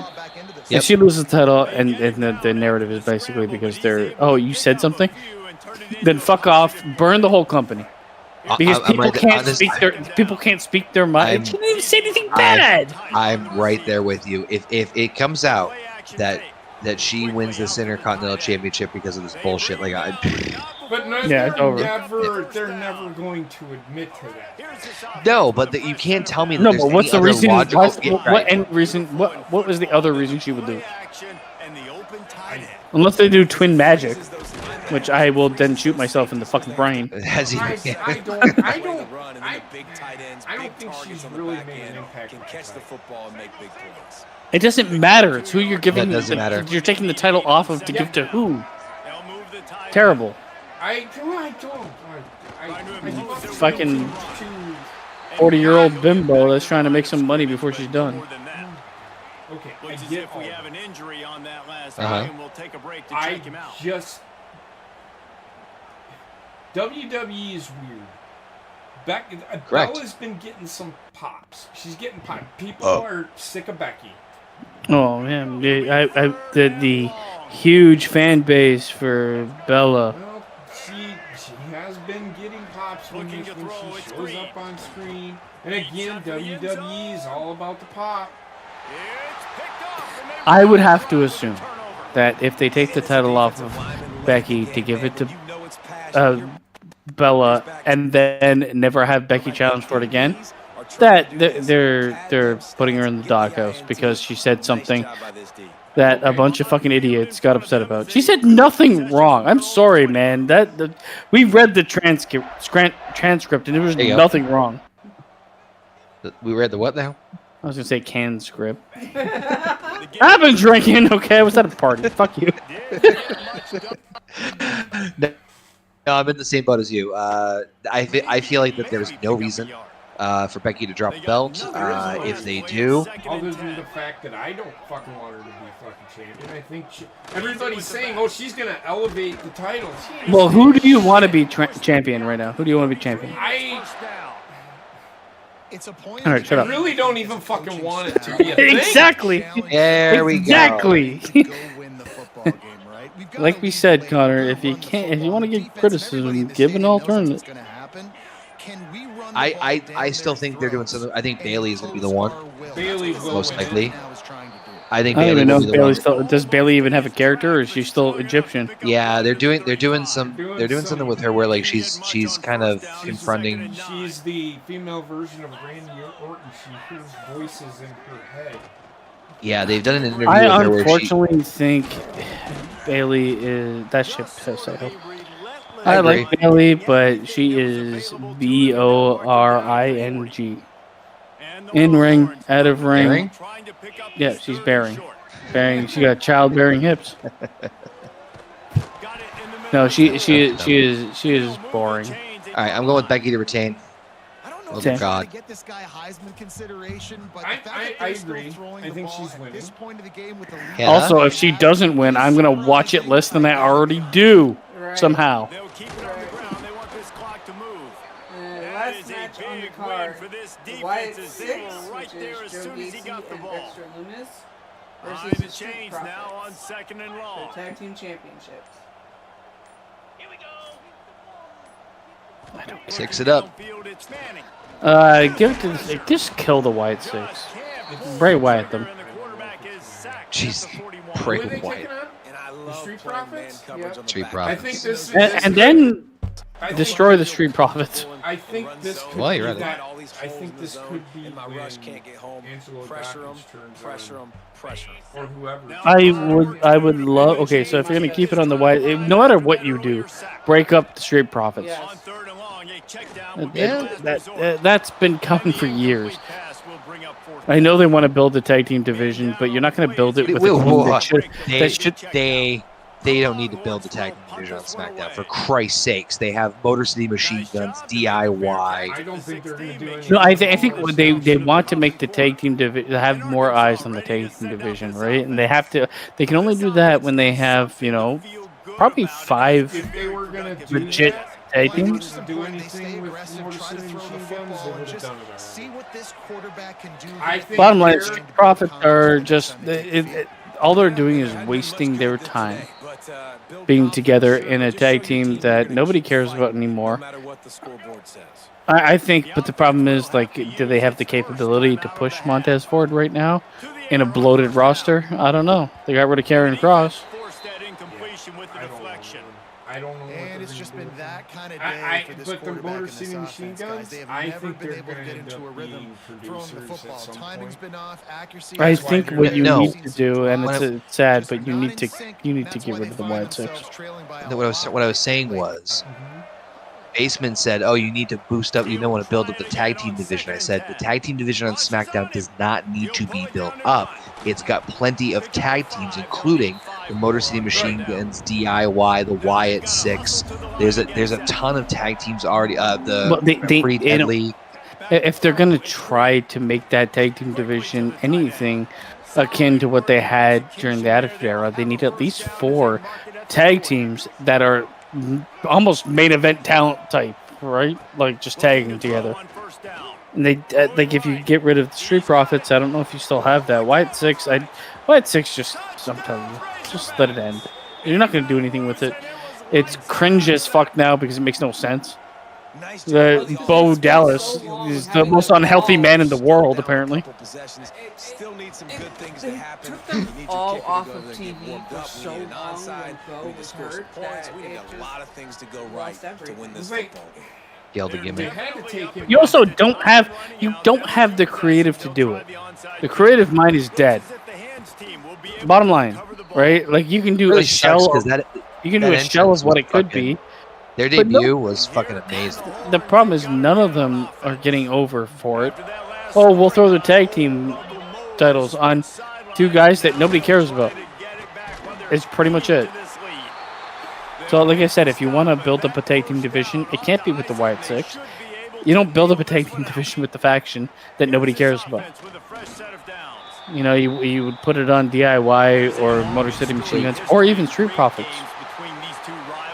But the Street Profits and need you to- have get rid of it. fracked. Really impressed by the Yeah. poise by I the think, teams. They weren't over I hope in this game. They Street came out, Profits they win, looked in all prepared, honesty. they were I don't calm, think they definitely are. confident, and David, they were able to go out and execute. I think this to get is this the win. end But, of and the it's Street hard in these Profits. rivalry games with all the emotions running so deep. And Like, I would Montez prefer maybe them joining to Wyatt Six hold the to titles finish and out. fall it's hard to apart rein in your emotions, but they more did. They than kept it in check. not hold the titles and fall apart because they're fighting the Wyatt Six for no reason.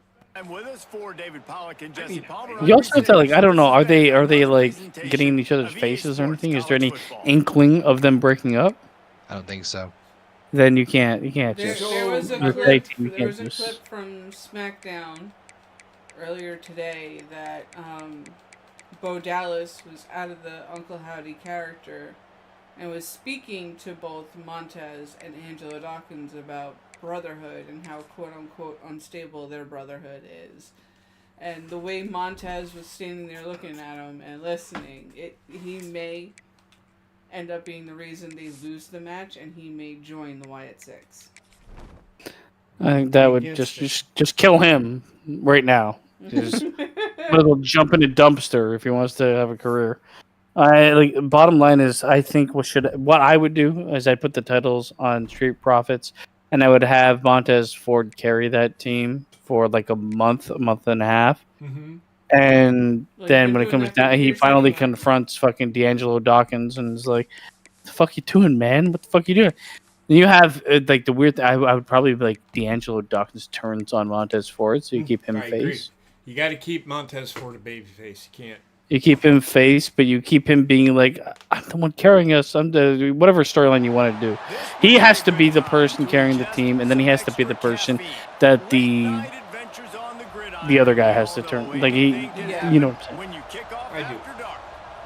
He's the one getting all the attention on star power. I don't think keeping the tag team titles in Wyatt 6 is doing anything for them. Taking on a team from the Big Ten. But I don't think they're going Badgers. Glad to have you with us for EA Sports College Football. That's fine, but you have to include them in some. Give them some.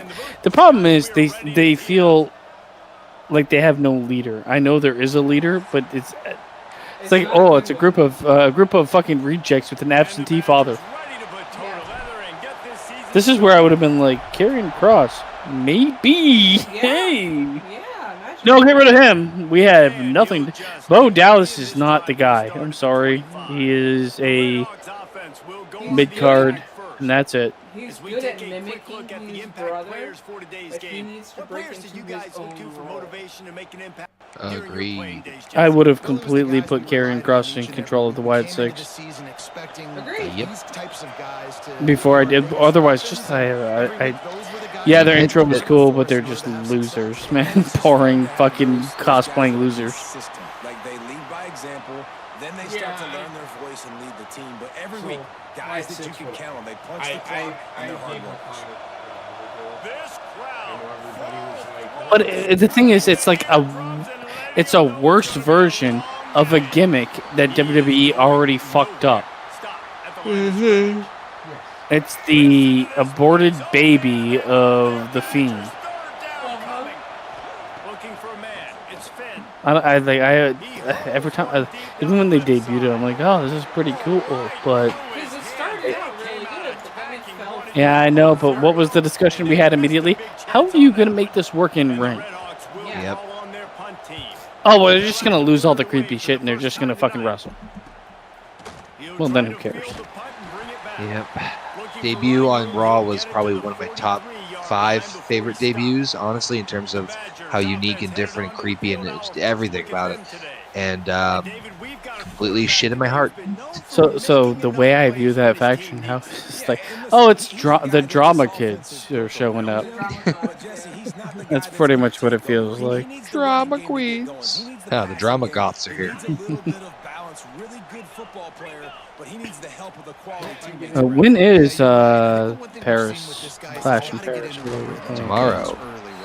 Thank God, I will be working. I usually never would say that.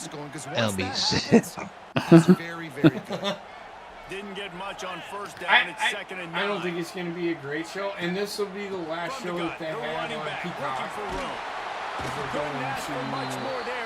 Another decision. I know, JP, you're not against, but I am heartily against that. I didn't say I was for it. I'm just saying it doesn't affect me because I get it the app for free. Therefore. I think it's a misstep. I don't. Well, platform. Let's take just a moment here and talk It's about a Wisconsin. step The good up. news about starting I don't the think season wrestling with deserves to be on the same channel as actual sport, especially with the way that they've done it. They are going further and further into the fucking fakeness. So it's You say that like wrestling has never been on ESPN. He had no shot.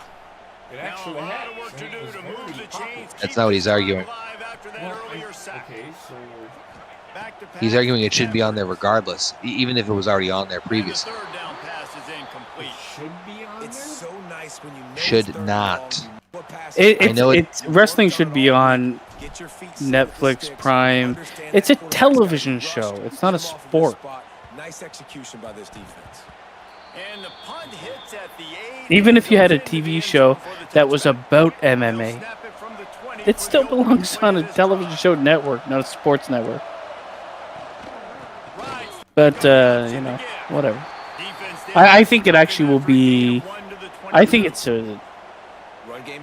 I think it might be a negative for them because a lot of people that like legit sport. Yes, there's some that like wrestling as well, but there's also some that think, oh, that's fake, that's garbage, that's trash. Because it's soap opera. Like, oh, they're gonna all of a sudden see like people getting married on fucking in a wrestling ring and be like, hey, yeah, that's cool. Yeah, not bad idea. I don't know. Like the theatrics of wrestling will turn off some people that think, oh, we just watched the whatever game. Oh, and here's two men kissing in the middle of the ring. Or whatever. Like some sort of like that looks so fake. Right? I don't know. I feel like I feel like it doesn't. That's not the right platform for wrestling. Well, it is now. Well, yeah. It is also like I think the only reason it's happening is because they partnered with legit sport, legit combat sport. I think it's a TKO deal. That's what I'm saying. TKO is legit combat sport for the most part. Right, this is where I'm like, wrestling is a weird addition, but it's a good addition for TKO because they want to branch out to something that might be a little bit less just sport, and wrestling is consistent fan base. I don't know if it's a good choice for WWE. Let's see. We'll see. But all I expect is more cameos from fucking sports players. Well, it's better than Cardi B, I guess. Okay. And also, I just don't care.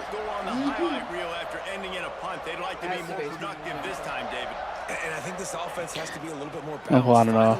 We've talked about. I don't even watch the fucking shit anymore, man. We've talked about it for an hour and a half. Oh, God. Ooh. Talked about it for an hour and a half. Like, I mean, I can give my input, but at the same time, it's like I'm not actively watching, so there's certain things I'm going to say that won't make any sense. But I can give my input on what I think. What I think. Where I think wrestling can fly most. I like the Netflix. Netflix makes the most sense, honestly, or Prime, because Prime has like baseball and other shit on there. Wait, who does? Prime. Yeah, baseball. But Netflix hits the most numbers international. Yeah, my problem is fact, ESPN. It seems like you're fucking shutting some of your audience out by doing this. Well, the US, yeah. Yeah. Domestic. Because there's a lot of people that, like, in my lifespan, there's a lot of people I met that watch wrestling, and I can tell you they don't know fucking shit about sports. Right here. That's the way it's gonna go, though. Football's the hockey is the one. We all said that as soon as they landed And you on gotta Peacock, lock in on your keys when they run and this then kind of shifted to offense and they do the replays. they were eventually Somebody has to ended up account for on the quarterback, and they forgot who that was. They've got No. they got Network. the market With a cornered, big to play. be honest with you. And they're all owned by major television companies. CBS, NBC, and ABC all own are going to be at some point streaming. That's NBC. So a nice job by the offensive coordinator. Will be giving streaming his quarterback an easy WWE. throw, So something he can see, and something that he CBS, knows he can control. CBS owns CW. To the air, it's Finn. Perfect. CW to me is a channel that I don't even know how they're still active. Me neither. Well, Well, he did what he was coached to do, and he did threw it viewership. away, but you can see he's frustrated with himself. Yeah, the viewership has dropped drastically for sure in the last 10 years. He might have been able to take off and scramble, and who They don't have the knows same what amount could as have we happened had for the 10 years offense. ago, but This one's complete. they somehow still That'll have be enough. enough for the first down as they stop him at the 43-yard It's a slow death. It is. The Red Hawks are on the move. Anyways, what else is new in this world, guys? We're going to the Again, out Iowa of the County gun. Fair tomorrow. He's going to lose 3 yards on the play. Demolition Derby. So you get stuffed on You're gonna first work. down. You had an idea of what you wanted to do on Uh-huh. second, but I'm guessing it's back to the drawing board. Where'd you throw Jason's gonna have that? the best day ever. Who you are and what you are. Yeah, basement's day out at work. What is the defense going to do? If they Snapping his neck and making a check. I'm gonna throw that deep ball. If they've been sitting back, I might sneak a draw in here. I'll make And so money. you're the guy who makes a play downfield like I did that. put. How anxious do you think they're going to be to continue in man coverage? Yeah, I don't know, Reese. They're going to. They're going to maybe want to think about more zone coverage or maybe even bracketing. Oh, well, I got something to talk about, and I actually think it's a right step for them. Disney, Star Wars, haven't heard anything from them except for recently. Yeah, they're doing a Starfighter, is it called? Whatever it's called. Yeah. The casting seems good, and the fact that it's not Star Wars 10 or whatever the fuck it would be, 13. The fact that it's like an offshoot and it has, I mean, they may have like cameos from Jedis or whatever in it, but it seems like it's more about the pilot of the spacecraft or whatever, right? Like, to me, I'm like, yes, please God, if you're gonna restart outside of the lore that is being beaten over my fucking head. Oh, I like the casting that they've announced though for it, and that got me kind of hyped. Names for this movie. I mean, Ryan Gosling. So, Ryan Gosling is it's gonna be. I hope it's Drive, but in space. Yes. He did Drive is this the name of the Drive, movie. Where he was the driver of a getaway car, essentially. Oh, I've never seen Yeah. that movie, so I don't know what it's talking about. They'll start You'd probably hate Pretty it. gritty movie. You might actually really like it. I don't think he would. No, he doesn't like anything. I don't like. Well, Ryan Gosling was good. They'll in pick up fucking 4, second and Remember the 6 Titans, coming. but And those body blows that's really, where he really got his matter. Like, I want to be able to hand the ball off to No, my he running was back. in 15 S Club times a 7. game, make the defense tackle them, wear them out. Sometimes these 3 to 4 yard runs, Canadian football games, they It was a turn Canadian show. 15 to 20-yard gains just because of the body blow effect. Really good looking run right there. He reminds me of one of the greatest Wisconsin players of all time. I did post something over on my Heisman channel. Trophy winner Ron Dane, who was a teammate of mine with the New York Funsies. Giants, and he was so good at being patient. And what is it? I hate you. What? And the anticipation is killing me. I did a review of the new movie that is sweeping the nation, the K-pop Demon Hunter. I haven't seen it. we watched Um, it. I- When we watched it. I don't know. Like, it's a musical, right? It's an anime Yes, it's- musical filled with Korean pop. I don't know. I just can't. Musicals just kill me. I've heard good things. That's all I'll say. I think this receiver's forte The is shit's his catchy route as running. fuck. He's a guy that can I line am up. just subconscious. like- Not just catching post can't- routes and go. I can't do He can musicals. run shallows, he can run slants, I'm like- he can I didn't think so Musical, either until JP. actually. It's funny. Another JP one. from musicals. Another one I'll be reviewing next month is I'll be doing one on Hazbin Hotel, and that's another one that got me into like songs because their I can't do soundtrack's 'em. also good too. I can't. I just can't. As soon as the songs hit, I'm like, You shit yourself. pretty much. I've seen musicals in the past. Hell, I went to the theater and watched musicals. But it's just not for me. Do you hate like how Like, forced the songs are? Is that what it is? I just don't like the fact that the there's that, but I just don't like the fact that like, oh my god, this is going to be a really important part of a film or movie, and then they start singing, because I can't correlate that to anything that would ever happen in the real world or any Got it. world. Got it. Okay. So it's That's- so like yeah, I mean, okay. even like you look at like Sweeney Todd or any of those, right, where it's like, Mm-hmm. I'm about to kill everybody. Let me sing about it. And it's also like, not only that I'm singing about it, it's like in the act of doing whatever they're doing, they're singing with someone else about it. It's just, for me, it's not an effective way of storytelling. No, I know. I love how you're basically like you're arguing and upset over the fluid canonicity of a song in its movie. I just don't like the like. if it's okay, so it depends, obviously, right? If something's going to be like a full-on out musical and it's going to be, like Lion King or whatever, where it's like, oh, there's story and then there's music. I feel like I could watch Lion King, where the music is self-contained. Yeah. But in a lot of musicals, they're like, we're about to hit that story beat everyone wanted to hear, and it's now music.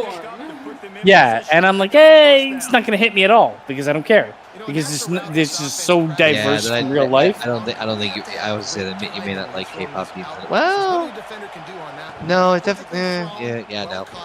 Also, not like not a huge music person. There's music I like, but I'm not that way, really, to me. Honest. I like music. I have to be in the mood to listen to music, and if I'm in the mood to watch a movie or show, music will throw me off completely. This is why, like, we were watching. Oh, The Boys had a musical number, and I'm like, I get it, but it was like. You hear that, ladies? Take him to a musical for the first date. Yeah, you're gonna be left alone.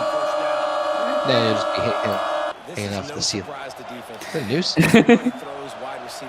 It's not that I hate them. I just don't like this. That just can't enjoy them alive. I don't like that. I don't like that type of storytelling, especially when it is a way to convey like the most important part of something. If it's like full musical, then okay. Like you look at Andrew Lloyd Webber's fucking Phantom of the Opera. Yeah. That I get, right? Fine. That's the way it was supposed to be made. Interesting. But so you're basically shit or get off the pot situation. Yeah, either do it or don't. You know. So like Jesus Christ. Don't hit me with like.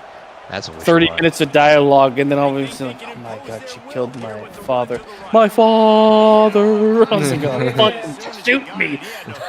Filing the police report! What the fuck are you playing?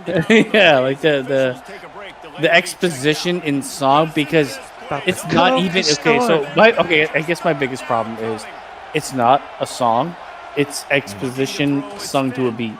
Yeah. Where it's not music, it's just I'm going to sing my sentence. That's not a song. A song is not someone singing. The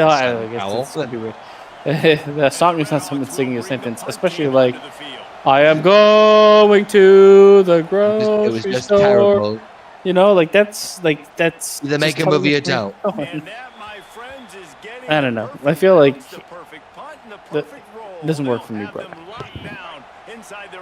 Something to say. Speaking of which, malpractice, I heard. You heard this? Hulk Hogan. Oh yeah. He had some sort of like heart nerve explode.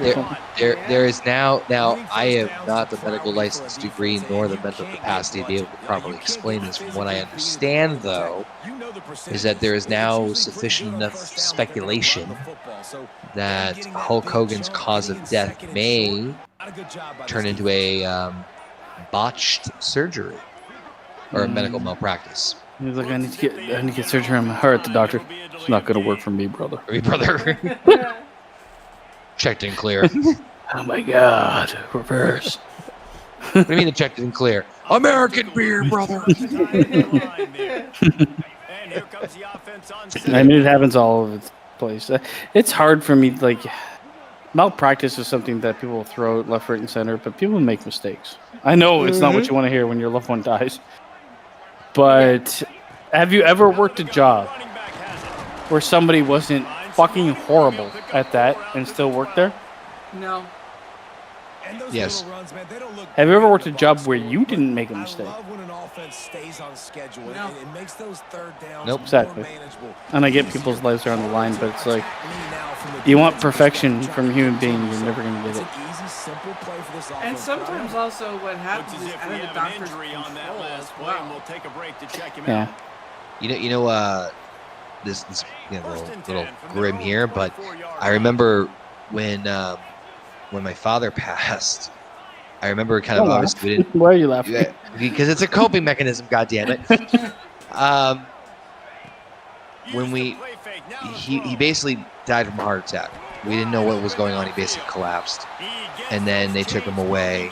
And then I was waiting for my mom to come back because she had actually gone to church.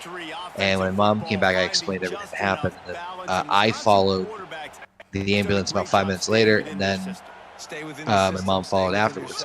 So I got there first, and I wasn't sitting down maybe 5 minutes, and the doctor came in and basically said he was pronounced upon arrival. And I remember I had like just enough of a mental like wherewithal for a moment to be like, do not take it out on the doctor. It is not his fault. He didn't do anything. Like I had like just enough conscious like semblance of like being whatever together. Like it's not him. Do not. It is not the doctor, because I could just tell the doctor was like, obviously it's terrible news to deliver. And I'm sure that they've had to do that so many times throughout their career in the class. You can't shoot the messenger. Right. And so, but I just remember just so many people love to shoot the messenger. I'm not gonna lie. I blanked out as soon as he left the room, but I feel like I would just shut down and be like, I'm not going to say anything for a while I try to make mental sense of what's happening. Yeah, I'm still here. Mom died, and we had a phone call. I This offensive line's got to do a better job. I mean, he doesn't even have time to go through his progressions. You got to give your QB some time. You got to make him feel comfortable. They didn't. They got in there quick, fast, and in a hurry. Throws to the wideout. Yeah, I feel like that's probably what I would probably like never remember. I would remember the moment, but I wouldn't remember anything that followed it until I was willing to engage with society. He's going to lose a yard on that one. I mean, well, the offensive line had everybody blocked except the defensive end. He was able to sneak into the backfield and get the tackle for loss. And this isn't me being mean. Lost yardage on that last one. It's second and 11. You were also more prepared for it than Yeah, yours was a bit more. I mean, that's not. I'm not trying to downplay anything, but like there was an expectation. Beef is beef and trauma is trauma. For the way he reacted to the news of it, you were better. Well, they're going RPO. Nice job handing it off, and really good vision there, just getting what he can get. Right, puts his foot in the. I think I'm also one of those people that would be okay until I wasn't. Like fucking a month later or something. Like it would just all of a sudden be like, oh my god. I was okay until we actually put the coffin in the ground. Yeah. That's when I was just like, nope, I can't do it no more. So me and my youngest brother, they let us push the button. And now the lead is even bigger. Let's go to the studio now and check in with Kevin Connors. Kevin, what do you got? Fellas, week to week, you just never know, which is why we're here with an update. He was sobbing. We both, I mean, I'd been over and I did my, and then that's really been I would have been with him that day. They're up by 23 over the Grizzlies. We've got our eye on this one and everything else going on. Because she would have been like confused. How about that? I know Kevin, Basement, I'm genuinely like we have to have some sort of like shared family member or something like that, because we think way too much alike. Because everything you describe, you're like, oh, how would it happen? Yep, that's exactly how it happened. We're like, I was fine for a long time, and I actually remember what happened. Like, I think it was like 3 or 4 months later, we got a piece of mail. It was junk mail. It wasn't like any fucking with his name on it, and nope. Yep, nope, not a good. It's one of those things where it's like, oh, I gotta deliver this or give this, or I gotta talk to dad or mom about this, and just like you catch yourself. I know 100%. That's how I would be. It's the worst. It's honestly for me, it's the worst with the kids. Yeah. That's really where it hurts the most in terms of like he never got to see them. So you just take those in strides and try to tell them funny stories. She never met my mom. I have plenty of stories like that. She, like, every now and then she'll have a moment where she'll be like, I miss my grandpa. Yeah, well, didn't you guys say that like she was over at a friend's house and she just like fell apart because she found out her grandfather was dead or whatever? That was recent, wasn't it? Like, I swear this happened recently. unless I'm making that up. Juliet did that once. She's like, I miss my grandpa. Like, never met him. Yeah, it was recent. Like, she was watching a video. First down, it's 2nd and 10. So it's just. They'll give it to the back. But she doesn't. She didn't really get to know him because she was more afraid of him than anything. I'd love to see this on offense. He did. He looked Yeah, that's understandable when how sick he was, right? She loved her. She loved her. I mean, she still does. For me, it was very weird. Like my grandparents, like I never met one of my grandmothers. She died before I was born. But the other grandparents, like they passed away when I was not. Like I was maybe just like 11 or 12 or whatever. But I was so like removed from them physically that I hardly ever saw them. So it's just like, I don't know. I never really had that moment with them at all. So just like, I don't know. I guess it like... My family are very similar. Yeah, if they've got a spy, my mom died before I was born, and that's my going to be grandfather. maybe a sound. Both of my dad's parents were still alive, so I got to know them more. And my grandfather didn't, on that side, didn't die until I was about 11 or 12 years old. I had a mishmash, though. I had my mom's father and my dad's mother were alive when I was growing up. I didn't have the other ones. So I actually was very close with my grandfather. Oh, that's exactly the same for me. I was very close with my grandfather. Not that I wasn't close with my grandmother, but was very close more with my grandfather. Like I think he's had 7 grandkids in my family on the side. So I think I was the favorite because I was the youngest. Still am. So plus he had lived with us for a while and stuff. So like we were very, very close. That one hurt. He passed. And then my grandmother actually passed first, I think, and she passed in 2005. I think my grandfather was 2012, so you got to at least meet one of my kiddos beforehand. But yeah, wild situations. My dad's father, from what I understand, unalived himself. My dad's mother stayed alive for a while, but she was the most anxious person in the world. It was hard to be around her. They loved the woman, but my God, was she something. My mom's mother died young. My mom's father, was a beast of a man. He was a carpenter, and my God, was he just like a big person, like straight off the paper towel, like strength. That man, like his hands were huge, his whole body, like his upper body was massive. I'm like, Jesus Christ, I love bread. But you know what? One thing he taught me, he like it came up to where we lived, and he spent like 6 hours sitting outside watching squirrels, because where he lived, they didn't have squirrels, right? And I'm like, for some reason, I like think about that every now and then. I'm like, man, I couldn't do that right now. But as I get older, I'm like, I kind of get it. Yeah, no, yeah. Oh my God, yes. You know how my ADHD brain would never like. So I always had trouble like going to the beach, because like my parents would love like the calm, quiet, like we can plant and not do anything. And I'm like, I'm already bored. Beach ain't nothing like that now. Jesus Christ. now, fucking yeah. I'm the polar opposite of that, where it's like, yeah. When I was a kid, I can go stare at a lake for 5 hours. Let's do it. When I was a kid, I was the same thing. It's like, what's the next thing? What's the next thing? What's the next thing? I'm like, just constant. I need input constantly. Now, I don't know. I'm getting there, man. I'm 5 years away from sitting on the porch looking at squirrels. Farm's looking pretty good. I understand it. Yeah. I'm right there with you, Basement.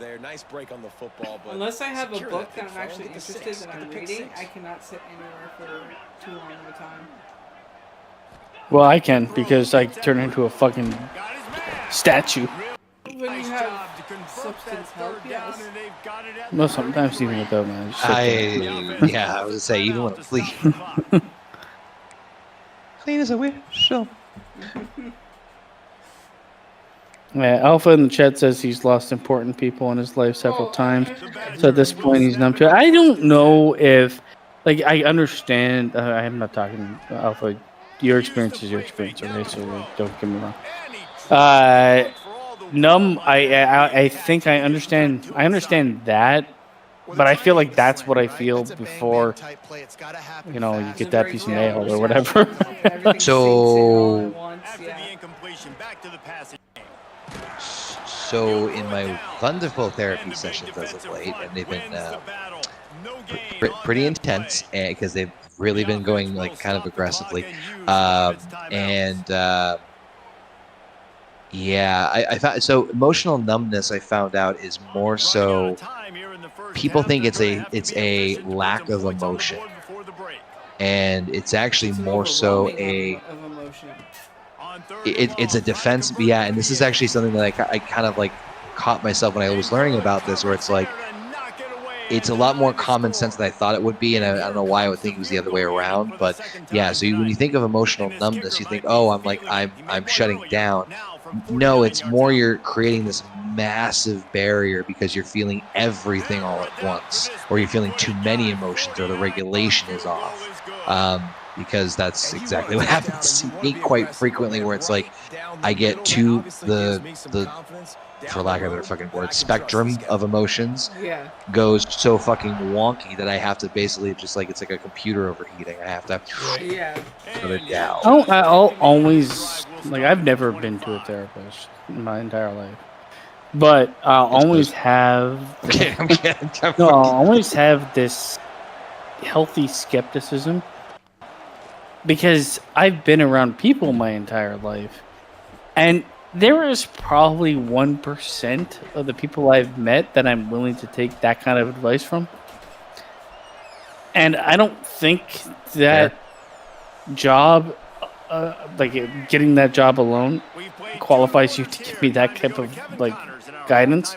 I have thought about that in the past. I know what you're talking about. Well, I get there's categories, things that human beings want to file everything, right? They want to be this is where you fit, this is what's wrong, this is how we diagnose, this is how we live, right? But my problem is I don't know you, and I don't know what baggage you're bringing to this, because you're the assumption that you're living some perfect fucking life is completely wrong. And I get they're there to help you, but it's almost impossible, I would say, somebody to completely disconnect from their own life when giving anybody any sort of help. There's always going to be that that ego, that id, whatever it is, giving somebody advice. So there's always going to be that perspective, right? Nobody's just going to be a blank slate being like, yeah, well, I hear what you're saying. There's always experience that plays part. And I don't always I don't trust somebody to be that when giving, especially if it was something really major. I can listen to anybody, okay? I can listen to fucking 1,000 therapists or whatever. Yeah. But my problem is they are making judgments not only on my experience, but what they will do medically to manipulate my experience. So I'm not discrediting therapists. I'm just saying this is what will go through my mind when I'm sitting across from somebody talking about my problems. Yeah, that's understandable. That's actually very understandable. Because if we have an injury on that last play, and we'll take a break to check him out. Go to a therapist. Most people go to a therapist just to fucking get shit off their chest. Yeah, it's stupid to pay for it, and I get what you're saying, but a therapist can't prescribe medicine. They can only tell you, well, if you need... For me, I would never... Oh, shit. I would never force it. Well, you know, we need to have this conversation next week, kind of fucking thing, just to keep somebody... You're looking at your watch. You're doing the hand gesture for wrap it up. Well, I'm sure there's this is in every fucking job, right? There's these con men that are I'll bring you back as much as possible. But my worry is how do I know the person across from me is not more fucked up than I am? You don't. And then why if I have no actual connection with you, I've never met you except for the fact that we're sitting across. Sorry. Except for the fact that we're sitting across from each other, and you have a degree. I know nothing about you. Why am I overvaluing your advice? Yeah. Okay, so before I this start is to where I go off have a on fucking problem with this fucking game. This is where I have really a badly. fucking problem with I do this too. fucking game. All right, P break. P break. P break. All right, P break. BRB. My job as a Sorry. quarterback is to No, put go ahead. the ball up in the This air, is the perfect keep it time away for from it. the They left safety. to go He find does just that. Receiver comes down with the catch. Did Nice you not pick, see? I nice literally catch, fucking touchdown. jumped. And it fucking did. And the guy just did not try to get. This is where I have a problem with this game. Up for the PAT. That's all I'm saying. That shouldn't have been a thing. And with the extra point, every little bit counts as they get closer. And let's check in with Kevin Fucking Connors in the that. studio. This is Kevin, what fucking annoys me about this game. This week, guys, but take a look at this. UAB is lighting up The scoreboard unrealistic right now, fucking. thanks to a I'm just gonna dazzling stand here. I'm not gonna display. let this guy jump, They're but up I'm by gonna fucking jump 23 just so we over can the have a Bluebirds. highlight reel fucking We'll circle playing back in a if fucking anything game. big happens This is the in problem I this have with the college fucking football game. matchup. And how about that one? Kevin will be keeping an eye on Absolutely everything going fucking on elsewhere. horrible. A lot of field in front of them as they open this possession from their own 20. Here's the handoff. And now I can't fucking And run the ball. defense holds This is firm. another No thing. Pickup at all on that play. Great job at contained by this defense. And in order to do that, the end man on the line of scrimmage defensively has got to be able to set the point and force the football back into traffic. And that's exactly what happened. Stupid fucking garbage fucking game. Looking And to it's throw, fucking. it's And Edwards. it's working so great. And And those two couldn't make the connection. It's an incomplete pass.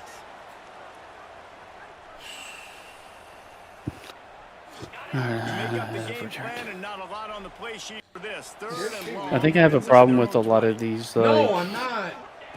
health organizations and stuff because Right on the money. I came to a point in my life about 4 or 5 years ago where I look at everything as a business. The Badgers I mean, you do that, to pin them back with the punt. you ain't gonna Getting trust a lot of work. pretty much Fourth anything. time he's punted tonight.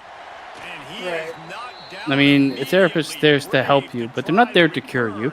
No. And no matter what it is, They'll get this drive the one thing started. you'll see, you ever go to the doctor for something and get diagnosed with something, you are going to the doctor all the fucking time. He'll do it himself on So the a draw. therapist's job is really just to be that. You go to the dentist wants you back in 6 months, not a year, not whenever you want to come back. No, in 6 months. Come back as quick as possible. It's 'cause money- all 'cause money. Yes. Well, this is what you weren't here for. When I started to look at everything like a business, and when Yep. you look at everything like a business, it's hard to trust anything. Well, no shit. And that's what I was saying. Like with therapy, yes, you might get some help, right? I'm sure, right? Yep. But I'd rather have the conversation with people I know that kind of know me, and I'd rather not pay. And I'd rather not be to the point where it's like, well, how about you try this for a while and do this, fully knowing I probably won't. And all my conversations with the therapist will be me trying to make them feel good about doing a job that's not helping. That's right. So mine's a little bit different because I have I've got problems, and I mean everything you're saying, I don't disagree. I actually don't disagree with at all. I think for me though, I need a starting point with something, and You need it's to talk and to somebody. well, I was gonna say was like to your point though, and it's to a T because everybody's the same way in terms of like the diagnoses, the figuring out the problem, the X, I Y, also and Z. feel like a lot of my worry is once you get that diagnosis, your life changes, and it changes around the diagnosis. Now you have it. Yeah. Now you know you have it, Mhm. and now your life, it's part of a disability or whatever you have. Where if you didn't know, Mm-hmm. and it wasn't like, I don't know. I feel like there's like an It turns into your identifying. identity. Yeah, in identifying a problem, you kind of make the problem more of a problem than it might have ever been, depending on what's wrong, right? Some people are super fucked, right? I get it. That's 100% true. Some people are super fucked, but I feel like there's a pandemic of overdiagnosis. Oh, 1,000%. Because every single fucking person I talk to is like, well, I talked to this person and they gave me this. And it's like, everybody's fucked no matter what, right? There's no such thing as normal. Everybody has something wrong with them. I've been diagnosed with 2 different diagnoses from 2 different doctors. But everybody has something wrong with them. So, what I will say is... He said, you're right, you are fucked. Diagnosing somebody is kind of... I mean, yes, it seems difficult. It's a process, but it's actually the easiest part is diagnosing somebody. The hard part is treating the person. Hard part's living with it is the problem. Well, my problem is I'm not discounting that. My problem is the treatment more often than not is chemically induced, and I think mankind in about 100 years will be like, man, we fucked a lot of people up with chemicals that we should have never done. I don't think you need to wait that long. Well, I think it'll continue that long because big pharma. Yep. It's also easy solutions for complicated problems. Yeah, I think a lot of not people, complicated problems, I should really say. Well, my problem is like I got sick, right? And they put me on medication. And since that medication, in every sense of the word, I've been worse. Not just physically, mentally, everything is bad, right? And I talked to the doctor, and I'm like, okay, everything's gotten, like, technically everything's, well, we can change you to a different drug that does the same thing, but you're going to encounter the same shit. Right. Like, not once was not, no, but the problem is not once was any conversation had about, like, lifestyle changes or anything like that. And this is my problem. It's like, okay, you want to get back to a level of health. Don't worry about doing anything to better yourself in any way. Pop these fucking pills. Yeah. You got to do this much time, and then you're back, right? You're back, and it's like, well, what's different? Well, you haven't really changed medically, but maybe we'll heighten this dose or lower this dose, and maybe we can get you there chemically. I'm like, first of all, I'm not a petri dish. I'm a person. There's better ways to fix things that, like, why hasn't like modern day science fucking like combined with just living better? Like, fucking throw a DDP yoga in there. Like, you're going full hippie, aren't you? They are. No, I just feel like they're also willing to throw pills at you and not discuss anything else. So number one, a therapist cannot prescribe you anything. I'm not talking about a therapist anymore. I'm just talking about a doctor in general. Oh, doctors in general. Okay, I thought you were still talking about the therapist. Got it. Yeah, I mean, there's a psychotherapist that can prescribe you, right? Psychiatrist. Correct. Psychiatrist. Oh, sorry. What's the difference between a psychotherapist and a therapist then? Literally that. Just a therapist. A therapist is not licensed to prescribe medication or give you a full diagnosis. Even if they're. But I wonder how many times the therapist is like, you should probably see this person. Oh, always. Yeah, they right. always are. But RFK is actually working on getting doctors to the point of, okay, let's try pushing this with certain type of people over just medicating them. Which it includes better nutrition, workout programs, lifestyle changes that are going to help them in the long run. Mine's technically behavioral therapy, which is just kind of like... So behavioral therapy basically is... But the problem I have, even with what you just said, is I can almost guarantee you that behavior and even like getting to a better place physically are probably linked hand in hand. Like, they are.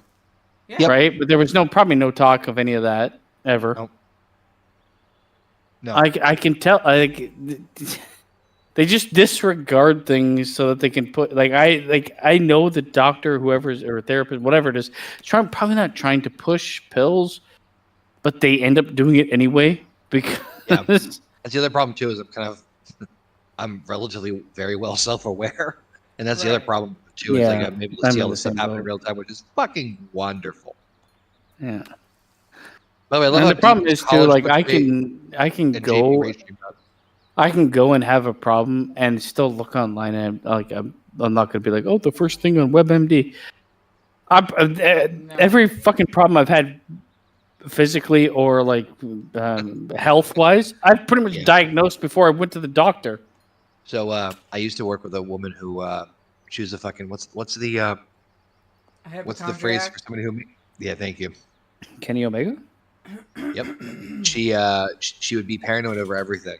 And fucking,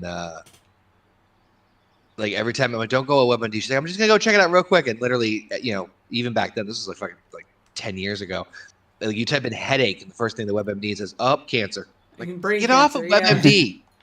You ever been around someone? None of you guys are this way, but you ever been around someone that just like they just spike that anxiety anytime you're around them? They're just like hyper and fucking not in control of anything. And because they are so loud and boisterous about how they're not in control of anything, it's like, just stop. That like fucking super high pinging energy that comes from them. Oh no, his sister. Yes. Which one? Kara. Do you guys know what I'm talking about? I know what you're talking about. She is the quiet version of that. She is the one that even if she is not the hostess of the party, she will be hovering around things and making sure that they are perfectly in place. Mm-hmm. I think there's this and I know there is this unquantifiable thing that mankind has that just like dogs have, where you can tell like when somebody's mood influences everybody. Yep. Yeah, that like I don't want to be the person that's like, oh, check out my crystals, but like there is 100% like somebody can put off enough bad energy to ruin a fucking anything. Yes, dude, your crystals are up your ass. Will you calm the fuck down? You squeeze your ass. But it's 100% true. I've been to I went to my not this birthday, but my last nephew's birthday, and his dad was in this bad mood, and like, you're just bringing everything down. Yep. Yeah. And you don't need to do that. But like when somebody is just yeah, well, then you gotta leave. When there's just that like you can feel the badness of people or the anxiousness. Yes. Usually comes. I've been in like stressful situations at work, and the person I'm usually talking to is losing their shit, and I'm like, I know it's the worst thing to say to somebody, but calm down, because you are making me anxious, and I can't do my job if I can't think straight. So calm the fuck down. We're not going to get this done faster, no matter how crazy you go. We had a not a similar situation, but like when I got transferred at work to the new place I'm at now, we're and even now we are still cleaning up shit from a takeover from the previous company, but it's gotten a lot better. Like the mood has changed drastically, and thank God. But like I remember going there, and half the time, my job was more to just be a fucking positive cheerleader, because they would go, they'd all be freaking out. I'm like, guys, like with all due respect, I'm not saying this like I even said this to my boss. I'm like, I'm not trying to like disrespect anybody here, but like, let's all relax. Like, we're not saving lives here. This is property management. Yeah. We've got this. Like 95% of the things we do is data entry, and 95% of the stuff we can do, if it's a mistake, we can go back and fix it. It's not the end of the world. So like, don't let their anxiety and stress dictate your anxiety and stress of the, meaning the residents. This is the overlap we have in work, because I get calls from, we have Peel Living properties. We have hundreds of them, right, within the region of Peel. And in my job, I get a call from residents. Oh, this is the maintenance problem we're facing. Yep. And oh my God. Are these people you know how it is. Losing it, right? Yep. And it's like, bottom line is, and the hardest thing in my job to do with these guys is explaining how this is not an emergency. Yeah. Mm-hmm. Because so many people, and you gotta understand, is low income housing. There is some characters, right? But like, I mean, it's like, well, what's an emergency? Is your apartment on fire? Are you flooded? Let me check. Is there? Is it the dead of winter and you have no heat? Yeah, like, I mean, the problem. Let's say, oh, the classic. Oh, my the P trap under the sink. Oh, it's leaking. Uh-huh. Does it leak only when you use your kitchen sink? Yes. Then don't use your Okay, sink so it'll be fixed next business day, and this is a Saturday, so they have to wait a day. And say, well, how am I going to make food? Figure it out, you dumb bitch. I mean, it's not fucking science. Fill up a bowl, you dumb bitch. I don't know if you have this one, but for me, a big one is, hey, my toilet's clogged. Clogged toilet is huge. So in my line of work. Hold on. So in my line sometimes of work, they do that, but clogged toilet's only an emergency if you have a one bathroom. Yep, clogged toilet is only an emergency if you have one toilet. But if you've otherwise, got two, you'll manage until the next business day. Yep. So I said, I see you're in a 2-bathroom. Does your other bathroom toilet work? Yes. Okay, great. So I'll make sure to put this work order in. They'll be there as soon as possible. Well, can they come today? Well, it's an emergency. Well, no, because you still have a functioning toilet. Yeah, but it's in my mom's room. Well, figure it out, you dumb bitch. Shit in the sink. I don't know. I feel like if I could just record, figure it out, you dumb bitch, and play it every time someone's like, well, why again? Oh, my outlet. We can make a song out of it. Yeah. Oh, my outlet for my microwave is blown out. I'm like, move the microwave. Excuse me? Oh yeah. You got to realize too, like because we're dealing with, like, I'm not saying all low income or whatever, but a lot of these people are paying not enough to live where they're living. Yeah. And the expectation is wild. Yeah. I would, like, if I have a serious plumbing problem, I would be very happy if somebody showed up same day. But some people are like, I reported this 10 minutes ago. Where is the plumber? Those are the worst. I kid you not. I get a lot of that too, where it's funny where like people's expectations is that Amazon is every business. Yeah. And even then, Amazon wouldn't show up till tomorrow, so fuck. And that we're a hotel. You know?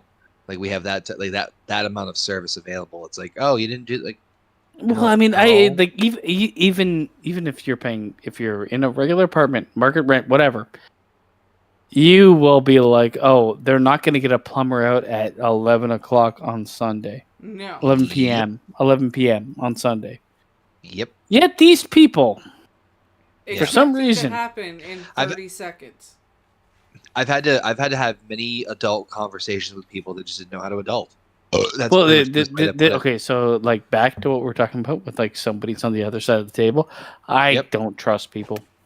I think about 50% of the population is almost retarded. And if they're not retarded, they're emotionally retarded in some way. Yeah, it's not good. It's tough to. It's tough to have faith. And this is the problem. You have to have faith in the person you're talking to because they got a degree. The amount of people I know with degrees that are dumb as fucking bricks. Yep. In real life, it's like, I got this degree. I'm really smart at this one thing, but so to me, I guess in that case, in that instance, that to your point is. It would depend on what you get out of it, right? If you're going, I agree with that. That's all. That's like transactional. That's always true. That's really what it boils down to. Like not a thing. If you think what you're getting out of it might be, if you think what you're getting out of it is valid, that might be part of the con. I don't know. I mean, this is my problem is like a therapist is selling nothing. Just snake oil salesman, to be honest with you. They sell. They charge arm and a leg, and they sell nothing. I almost spit out my drink. That was fucking hilarious. Like, you just the way you like. I think that makes it part of the con. I wasn't expecting that. I mean, like I said, look. There's a lot of things that are a con that we still fucking pay money for. Yeah, well, the bottom line is people, if you feel okay with your purchase, then it was worth it, and that's all that matters. Yeah, exactly. Right? I mean, we can. You spend your. This is the other thing when people get like up in arms about how people spend money. You Can I get a bag of parliaments? If you're working and you make the money, you spend the money how you want. Yep. And nobody else should really be able to tell you unless it's like family that's dying, and it's like I would love a bread. There is no advertisement whatsoever in tobacco products anymore, and yet somehow there's still people still buying them, you know. But I digress. Well, the one thing I love is the fact that like I'm not a fucking smoker or whatever, but the fact that tobacco took all of the hate when it's not tobacco at all. It's the fucking 10,000 chemicals they added to it. Yeah, all the pesticides. Yeah. Agreed. Right, like I mean, you go and smoke a cigar. For the love of me, I can't. Even if I like don't inhale, I get brain damage from them smoking a cigar. And I get brain damage from cigarettes as well. If I tried, oh my god, I've had a couple cigarettes. Oh, I've had more than a couple cigarettes in my life. But like, my god, is the brain damage. I've done blunts, obviously, but no tobacco. I've smoked any tobacco to be honest. If it's done in for me, if it's done a very small amount, it is relaxing, and I like it because it's almost like eating 2 Tylenol. Right. Kinda, yeah. But that's smoking them. Nicotine is an actual viable medicine, Mm-hmm. natural medicine. Not when it's fucking filled up with rat poison and shit. Exactly. Which is why, like, the best thing I've had with nicotine, or tobacco and nicotine in it is like a hand rolled small cigar. Right. And I'm like, okay, this is great because it's not this. I can't smoke a giant cigar. I'm just not enough man to do that.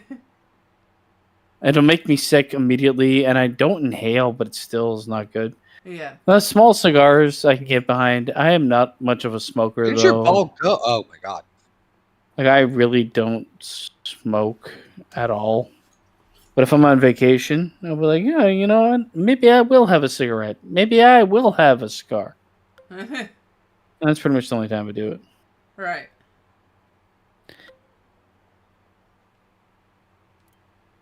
But I vaped for a while. Vaping was not bad. It's a cleaner taste to it. That's what I'm doing. I mean, if I was gonna go back to like smoking weed, I would vape 100%. The smell alone. This smell is massively improved. I would love to do pre-rolls, but obviously the smell's too potent for this small area. But what are you gonna do? I have an air purifier. I think the best drug I've ever done is shrooms. I have it. I've done it. Still wanna. Shrooms That's still on the better bucket than list. the surprise acid. Shrooms is the best. Shrooms aren't. People. I would never do them. I've consistently. I can't but never have them. The only thing I've heard. Sorry, what was that, Heather?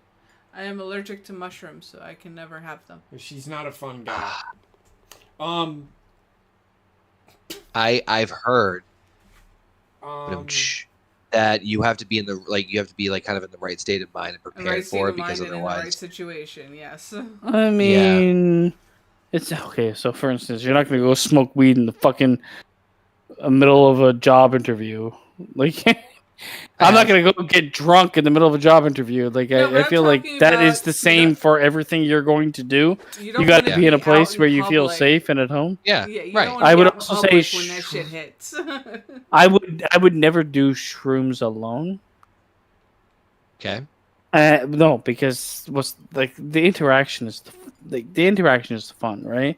I'd also say that like it does help to be in a place that's not going to challenge. You don't want to be challenged in any way.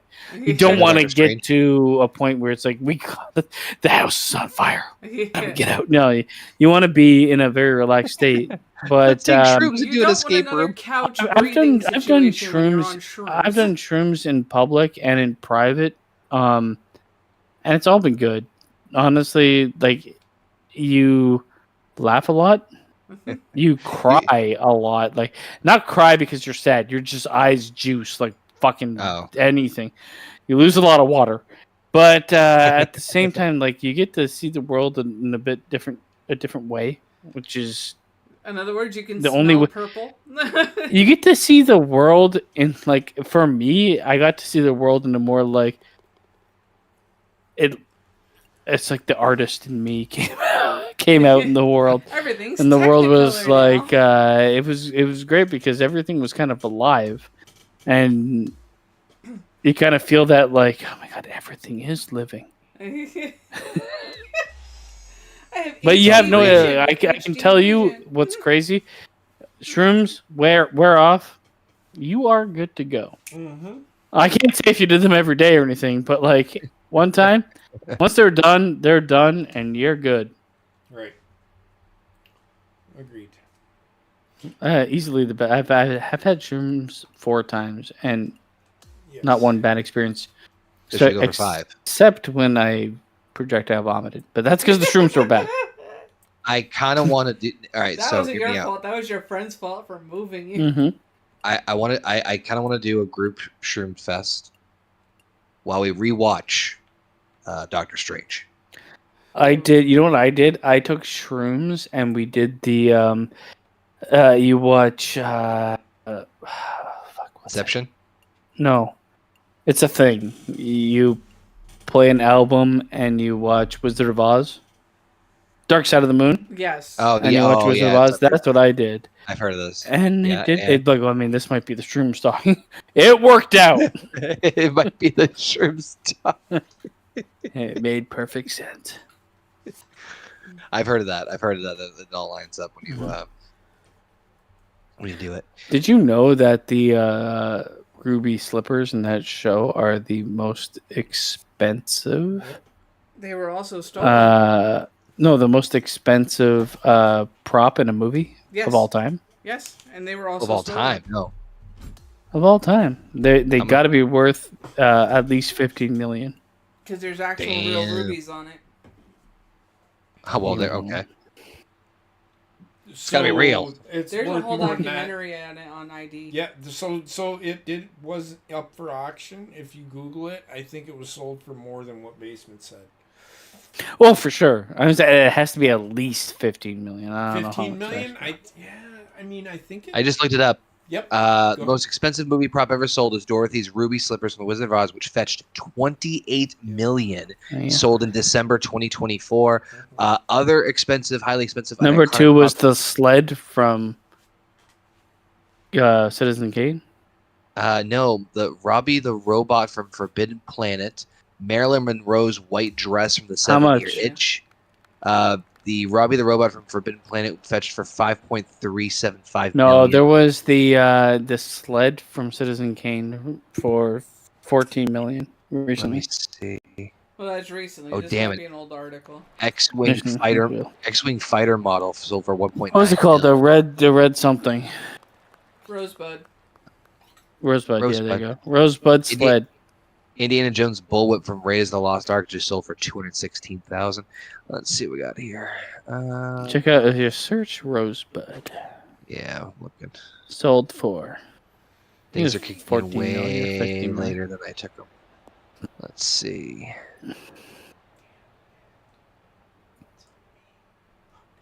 The only thing I'll say is, like, you only live once. Sometimes getting a different perspective on the world is great.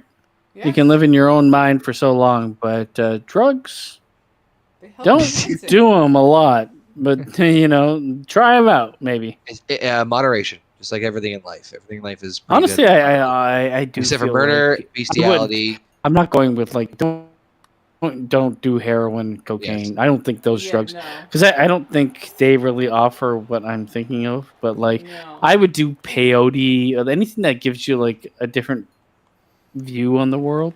Acid. The Rosebud sled from Citizens Kane sold for $14.75 million at an auction on July 16th, 2025. I was watching this YouTube channel that was talking about it, and it's like the guy that sold it is a director, and people were throwing out junk from a movie, and he was like, "Can I have that?"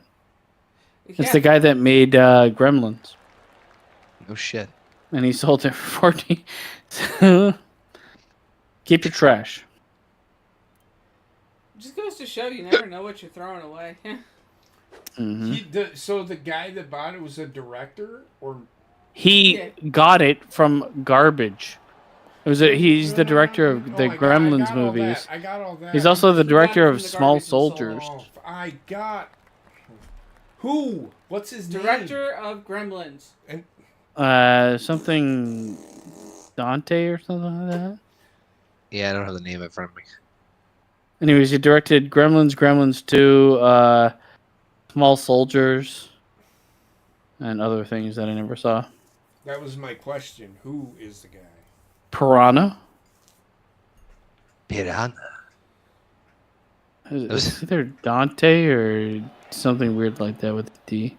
Sorry, this is a really weird deep cut just because this thing popped in my head. But in I think it was the fifth one. No, shit.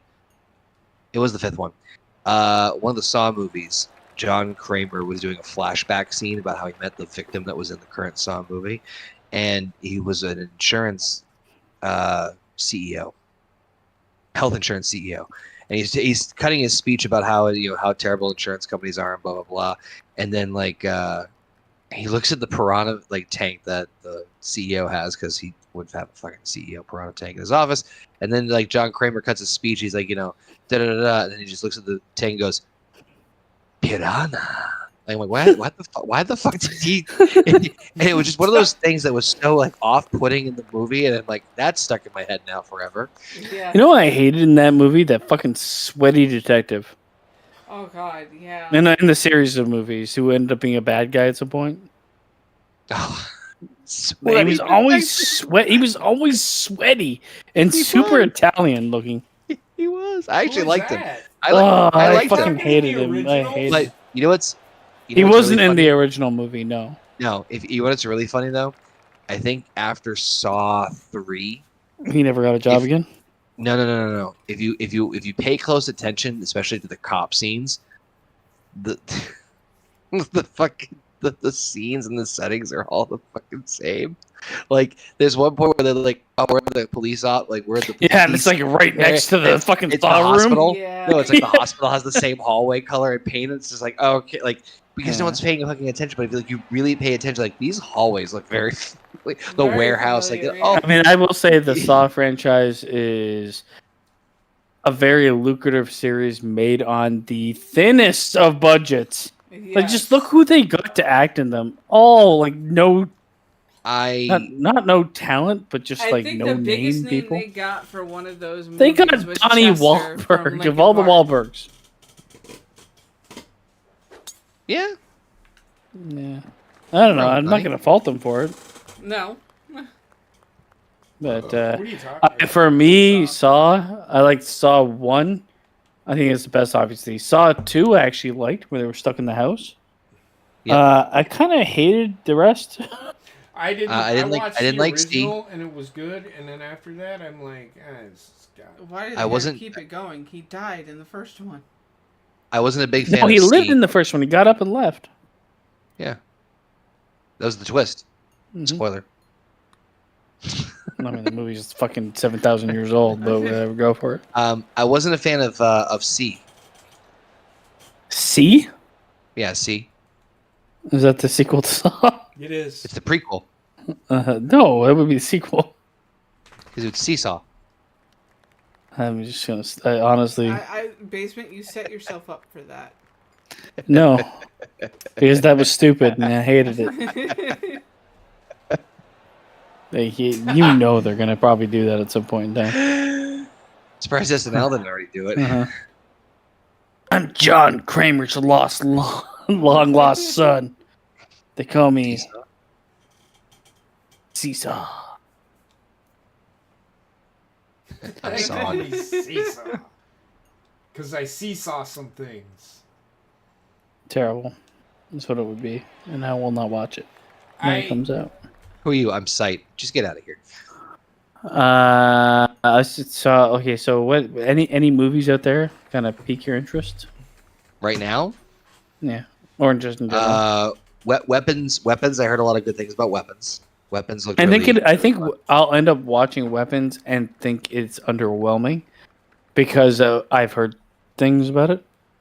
Yeah. Though when I heard it was like when I was heard it was like coming out, I was like I'm interested because I like the cast and I like the premise. Yeah. Premise is very very refreshing, and it's kind of a nice of like, ooh, there is still some creativity in Hollywood. There is still a little bit of hope. There's actually one that I saw a preview for in the theaters. I can't remember the name of it for the life of me, but it's got Ryan Gosling, and I'll almost watch anything with him in it. But he's playing he's like a professor, but I know what you're talking about. Yeah, but I don't know the name either. Yeah, but that looked fun too. Basically, the concept is that like they're tracking. There's some sort of ailment where like stars are dying and the sun is next. But they said, but one star survived. They're trying to figure out like what stopped that star. Star Killer. Welcome to Star Wars. That looked promising. I cannot wait for the Odyssey. I think that's probably my most look forward to movie. What about the movie where Emma Stone is considered an alien and people abduct her because they think she's an alien, even though she's like a CEO of a company? What?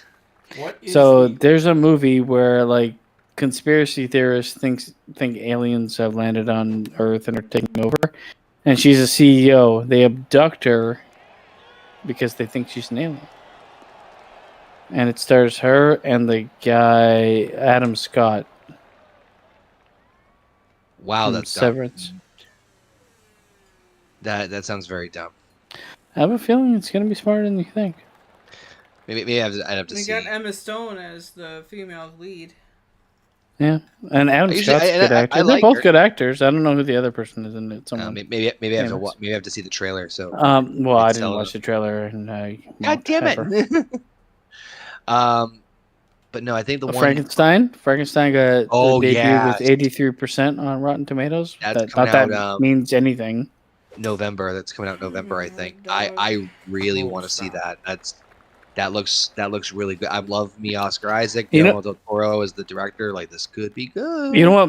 One movie that I think I already know I fucking hate.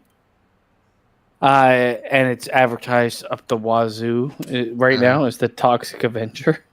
Yes. I haven't seen any advertisement for it yet. Oh my god! I've seen the trailer. I watched the trailer, it's everywhere for me.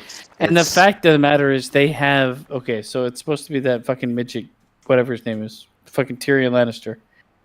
But when I watched that trailer that Trek shared, I'm like, is he just doing the voiceover work for someone else in the costume? Because that kind of seems what it is. He did a commercial in costume where the Toxic Avenger is against diabetes. Well, the funny thing is, I looked on every single thing is coming through Twitter, right? And every single post after it, second or third, it's like, why is the Toxic Avenger a midget? Yeah. Yep. Honestly, I feel like this is another. To me, it looks like capitalism takes over the Toxic Avenger and tries to make him something that they just didn't understand the original movie. Yes. It's like the worst case scenario for Naked Gun. Is what I'm getting from Toxic Avenger. It's something that I think they're doing because, I don't know. Well, apparently the movie was made 3 years ago and was held off for forever. Yeah, so I that too. It's probably I was very happy with Naked Gun. Thank God. I was nervous to all hell about that one. I don't know if there's anything else out there that's kind of Yeah, tickling my butthole.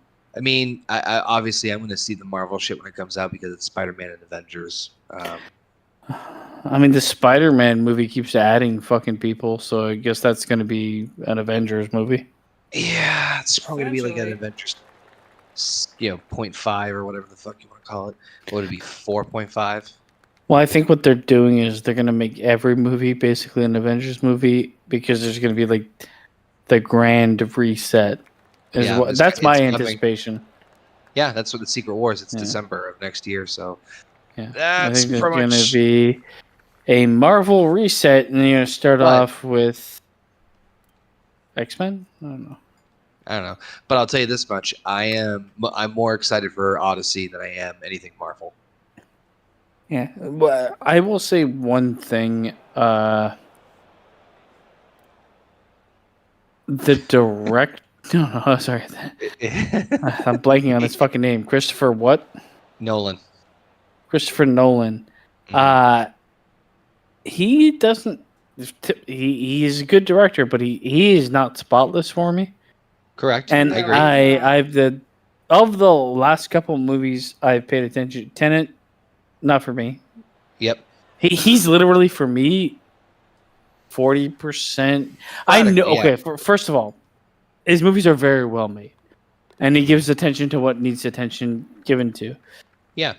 The only problem I have with him is that if they, I wonder how entertaining the movie will be, instead of just being like masterfully shot, scored, and everything else.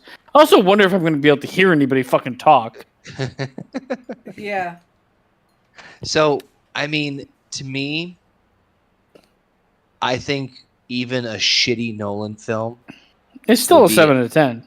Exactly. Yeah, and that's kind of what I'm thinking, because I do agree with you that, like, you know, he's not perfect by any stretch of the imagination, but I think when he's very good when he has a very specific idea. I think the problem I'm going to have with this movie, and I think the problem with this movie is going to be like the interpersonal drama of the characters that are on screen. He struggles heavily with like, I think he struggles heavily with like interpersonal, dialogue and interpersonal drama. Like everything else it's a masterpiece, right? But like, I mean, if you have to look at like a lot of his movies, like nobody's gonna be like, do you remember this outside of like a great acting performance like Joker? Do you remember very much of his, like, you know? Well, Interstellar, yeah, I guess, but Interstellar was still like. I'm not gonna say he doesn't slip up on those from time I'm to time. hoping it's good. I think he can do it for sure. If I had to pick somebody, he's the guy. It's either him or the guy that made Dune, Denis Villeneuve. Those are the two guys for me that I think are the best directors in the industry right now. My point is that I think that if he has a clear idea of what he's doing, like what his story is going to be, he can do it phenomenally. But if it's a little scatterbrained or is not so sure, it has potential. I also feel like that if he's gonna just adopt from the book, it really works with his filmmaking style, because it is kind of like this happened and then we fast forward to this and this happened. It's not like a through line. Sorry, it is a through line, but it's not like on day 20 we did this, 21, 22. It's like, let's skip forward, you know. We also haven't, to your point, we haven't had a movie like this since I think the Gladiator movie, right? Well, they really tried to do this with Clash of the Titans in the 2010s or whatever with Sam Worthington, whatever his name was. I wanted to like those. I'm a big Greek. Visually, they were pretty good, and cast wise, they weren't bad either. But they just seemed. They were all terrible, honestly. They had Liam Neeson, they had Sam Worthington, they had a bunch of other names in it too, and all the gods were big names. They were in it for like 2 seconds. Yeah, but I think what I was saying was we haven't had a movie like that in a while. So I think that seeing that visually, the way Nolan does it on the big screen, that's gonna be phenomenal. So even if the story is shit, but like to your point, how do you fuck it up? snaps it. How do you fuck this up? It's Right. like with someone with the credentials he has and the ability to pull off like major movies. The only There's thing he no could way. fuck up is underwhelming moments. That's the only thing he could really fuck up on. I really don't see. The thing is, it's not going to be his best movie, but I think he will do probably the best job at the story being committed to big screen. And that's why I'm excited because I'm Odyssey's one of my favorite stories. I'm going to say I don't think this movie goes beyond and like an 8 or 8.2. Legitimately, I was gonna say 8.5. I don't think it will go there. I think it will. I'd like it to go there, Because but I of the think cast- like because I of the think like an cast. 8. I think between like I think 8.2. the Once cast- once the dust settles, I think that's where it's gonna live. Yeah, like I mean, I'd love it to be an 8.5. I'd love it to be a fucking 10 to 10 movie, but that's just not gonna me happen. too. No, I know. Yeah, I don't. What movie are you talking about? Sorry. Odyssey. The Odyssey. I'm trying to focus. What? No, I got in a groove. The Odyssey. The The Odyssey Odyssey. movie. Okay, came out so next year. I asked what who's in this now? Matt Damon is the Matt lead, Damon is here. Let me. Matt. I know Matt Damon's the is Odysseus. but the cast is ridiculous. Like, it's all big name people that can act. The one thing I like about it doesn't have Pedro Pascal in it. No, he's in it. Fucking oh god, well, never mind. No, I'm kidding. Matt Damon is Odysseus. Tom Holland is Telemachus, as Odysseus' son.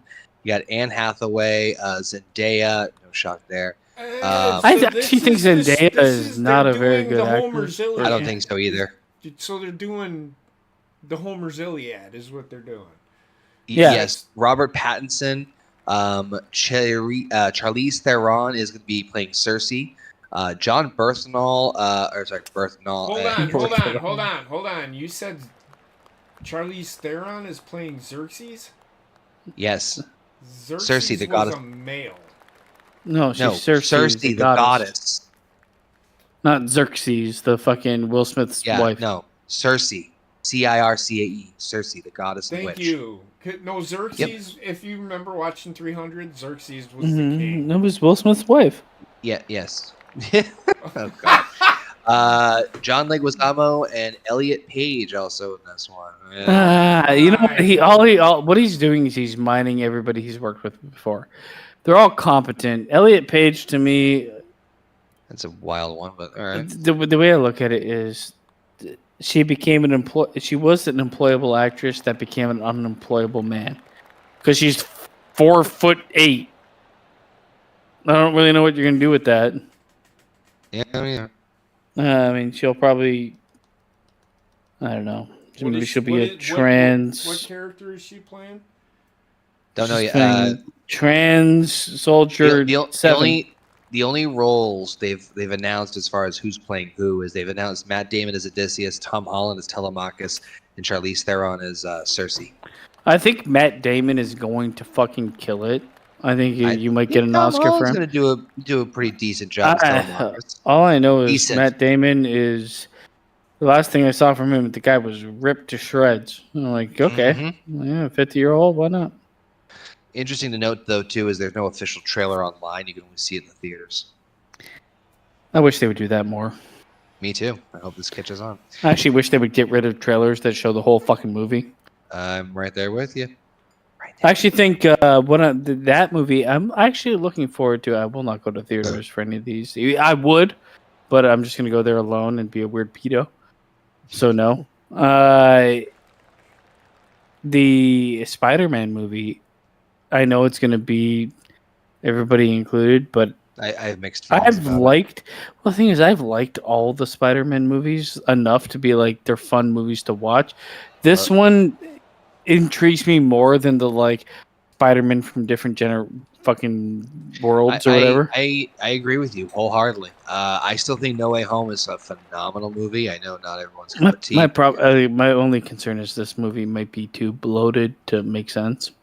Yeah, because all I hear is like, this person's part of it. Now this person's part of it. It's like, okay, is there going to be a storyline, or is people just going to show up? Yeah, so there's rumors going like crazy. So from what I've heard, the big rumor that I basically heard was that the idea is that Mr. Negative would be the villain of Spider-Man, who has like basically like. Wait a second, JP, you're in the movie? That's great. He somehow turns Smart Hulk into Savage Hulk, so he's the monster again. And Spidey's job is to stop this from happening, but at the same time, the Punisher is trying to capture him. Now, I'm a big fan of the idea of Spider-Man having two problems at the same time, because it's like the duality of balancing Spider-Man and Peter Parker. Mm-hmm. I also love the idea of Punisher and Spider-Man, where Punisher is hunting him, because it kind of shows a bit more of a cause and effect of the I question why he would be hunting. What? Why would he be hunting Spider-Man? Spider-Man's a vigilante. Nobody knows. I know, but like it only would take you 10 seconds to realize he saves people and doesn't harm them. Well, not everybody feels that way, right? Especially the new mayor of New York City. Well, I mean, I haven't watched the Daredevil shit, but it feels like Punisher was okay with a superhero when he didn't kill people willy-nilly. I mean, there might be another reason, I have no idea. But in general, I get your point. The reason behind it. Anywho, I gotta probably hit the hay because I just realized what fucking time it is. Holy shit. Are you still going, Jake? I died. It died on me. No, he's sponsoring Elgato now. No, just give it a second.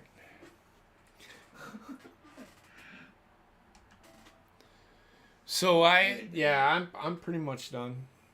I was just messing around. You guys were talking. Tomorrow, anybody up for? I will be here. I will be here. Yeah. No, I'm down for you to do Stick of Truth. I gotta work tomorrow. Get better. I think you're pretty good. Mental wellness. Yes, I'm sorry. Well, I had no other. It died. There we go. I like the fact that the middle is like a chess piece. On that one. Oh, that's what you think it is? Shut up. So I'm gonna end it here. I'm gonna hit the hay. Yeah. Yeah. All right, tomorrow, Stick of Truth. Possibly.